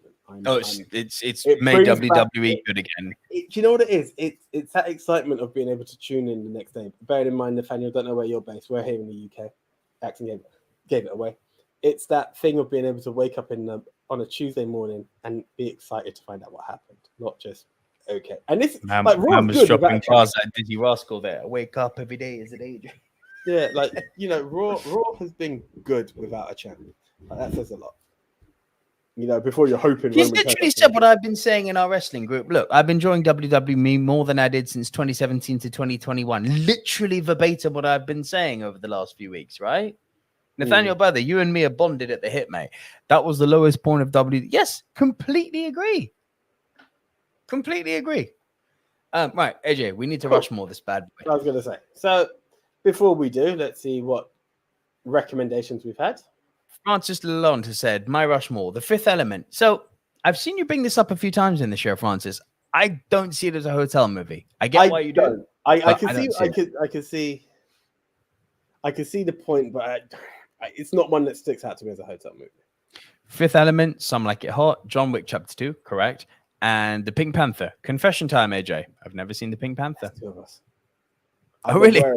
I've seen part, but I've not been able to finish it. But it's on the to see. Big blind spot that I need to change. Gavin Mann with his regular top 10, number 10, Rat Race 9, Memento. See, Rat Race is cool. It starts off in a hotel, then they're on the road. Like, they're literally on the road. That's the whole purpose of it. But yeah, fair play. 9, Memento, 8 in Bruges. I rewatched In Bruges, Gavin. I don't think it qualifies as a hotel movie. 7, One Night in Miami. 6, Force Majeure. 5. I'm gonna take a picture because there's a few here you want to see. 5, The Witches. 4, Home Alone 2. 3, Detroit. 2, Lost in Translation. 1, Pretty Woman. Detroit, not a bad show. Detroit's that Catherine Bigelow movie, isn't it? Yeah. Randomly saw that on like Amazon or something. It was Den the Tech, Hotel Transylvania, The Shining, The Witches, John Wick. What is this The Witches movie? Are we not talking? Oh, the Roald Dahl book. Oh. Yeah. And Nathaniel has one too. Casino Royale. Fair enough. Republic Productions will agree with you, but they've now gone off. Safe flight again. Okay. So I think Shining should not be included because it's just going to demolish Twitter. Cool. And I'll be happy to put the poll up excluding The Shining. I would like Hotel Rwanda. I think that's... I am more than happy for you to have Hotel Rwanda. I would like the Grand Budapest Hotel. I don't have a beef with that. I'm also aware on minimal research, some say it is Wes Anderson's best film. Like it's kind of stacks up. One of, yeah. I'd say it's his best, but I'd also listen to arguments for things like The Royal Tenenbaums, The French Dispatch, Life Aquatic, Fantastic Mr. Fox.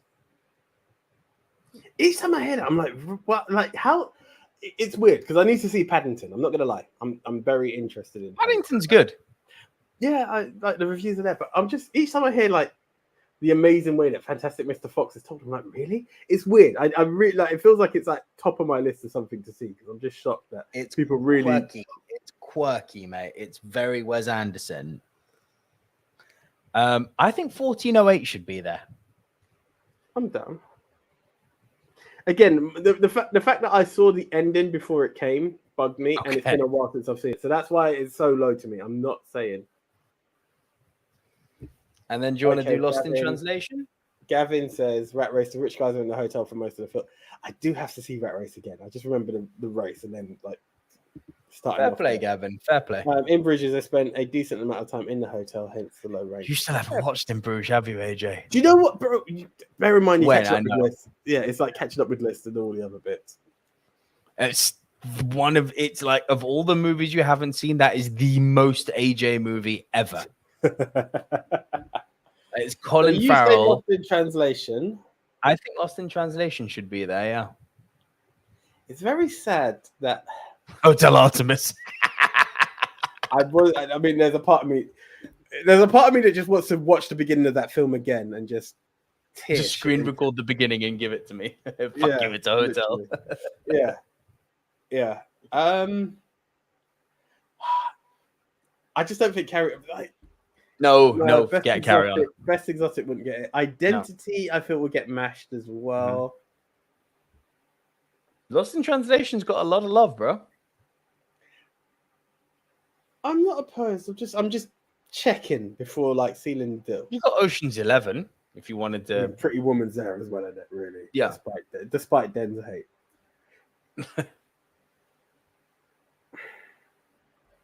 I'll leave it to you, considering you've seen both. Would you go for Pretty Woman or Lost in Translation? Lost.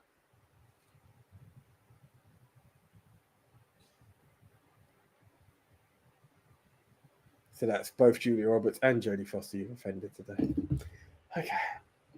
You shouldn't have brought Jodie to the party, mate. That's what you're doing. To be fair, Jodie Foster's got another film that was in a hotel. It's on Amazon. I didn't get a chance to watch it. And actually, I really wanted to watch it. You know why? It was going to put a smile on your face. Who else is in the film, bro? Batista. No. Not that. The one on Amazon with Jodie Foster. It's another hotel movie with Jodie Foster that I was going to watch. And there was another actor, and I really wanted to bring it in because I knew it was going to put a smile on your face. Can you think of the actor? Well, we shan't waste time. Rob Lowe. Rob Lowe was in the film. Hey. Like Nico would appreciate that. Just didn't get time to see. I do like Rob Lowe. I really do. Rob Lowe makes me happy. I don't know why. And Nathaniel Bourne is from LA. Well, thank you for tuning in from LA, Nathaniel. Appreciate that. Yeah. Really the best hotel TV show. Yeah, incorrect. The best hotel TV show is Fawlty Towers. You didn't get the joke. Oh, I got it now. Hey, we got there. I can't believe you actually answered that logically. Sorry. Bro, it's getting late. It's Holby City then, but hey. Mixed Memorabilia has said Lost in Translation. Best hospital show ever is House. I'm not going to have anything to get to. Doctor Who? Huh? Doctor Who? It has a doctor. Well played, you dick. I thought that was quite good. Mixed Memorabilia says Lost in Translation, Hotel Rwanda, Midnight Cowboy, Home Alone 2, Gavin Mann, Grand Budapest, Lost in Translation, Pretty Woman, and Home Alone 2. Yeah, there we go. Cool. Well, we have the list. We've got the list. We've got our Rushmore. Let's firm it up. Jericho. They just made the list. Okay, here we go. Very good. Ladies and gentlemen, the official Movie Mount Rushmore of movies set in a hotel. You got that one, AJ. In no particular order is Hotel Rwanda. Our second entry is Grand Budapest Hotel. Our third entry is 1408. Our final entry into the Movie Mount Rushmore of movies set in a hotel is Lost in Translation. Do you know what I was looking at it? And I'm not shitting on Lost in Translation, yeah? but I thought the others are like deeply set in the hotel. But yeah, hey, it's a nice Rushmore. I'm not PO'd. It's a very good Rushmore. And if you want to vote on the overall winner, then you need to head on over to Twitter, AJ. Yeah, heading over to Twitter at @MovieMTRushmore. But Movie MT Rushmore's cool, but we're going to be retweeting good old JT from We Love Movies. So head on over to also Movie Polls for You. Yeah, Movie Polls for You. Either one of those, you will see the same vote. You cannot vote twice. And it's there where you, the screeners, will be able to pick the absolute best of the best of the best. With honors, the best movie set in a hotel. Yeah. Dan the Tech's actually asking a very good question here to Nathaniel Bourne. Are you going to WrestleMania? Because Nathaniel, me, and Den, who's in the chat now, we're both going to be in LA next year, brother. Oh, he's going. Yes, sir. Okay, Nathaniel, do me a favor, brother. Hit me up on Twitter at Movie MT Rushmore. I'll drop it in the chat now. Movie MT. That's the Twitter handle. Or you can join us here each week, 8:30 p.m. UK time, whatever that is for you in LA. And yeah, me and Dan are going to be in LA in April, bro. Tickets are booked. We're going. Oh, why is this frozen? I was going to say you're frozen. Weird. I am very frozen. No. Very weird. Very weird. Oh, I hope my computer's not about to die on me. I have a bad feeling about this, AJ. Oh, don't. Just refresh. It's always everyone's best friend. Okay, stay online. I'm a refresh. Yeah, I didn't plan on just leaving. Nah, AJ, my computer's going to die, mate. Everything's frozen. Okay. Right. So we are going to go to... Oh, it had to pick him, didn't it? We're going to go with this because Nico's completely out of frame at the moment, guys. Thank you very much. Once again, do head on over to @MovieMTRushmore and @Movie Polls for You, where you can cast your vote for the best film set in a hotel. And also comment Hotel Artemis should be in there. But more importantly, guys, spread the word. As Den always says, tell 5 people to tell 5 people about the Movie Mount Rushmore. We are here every week. If you have some people who are interested in the world of pod, they want a good podcast, not visuals. They like to listen to something on the tube, download it. As you can see, the logo says there, Spotify. Where can you find us? Well, guys, that's easy. We are available on Spotify, iTunes, Apple Podcasts, Castbox, Deezer, Spreaker, iHeartRadio, Podchaser, TuneIn, Stitcher, GeoSavin, and all they have to do is search for the Movie Mount Rushmore.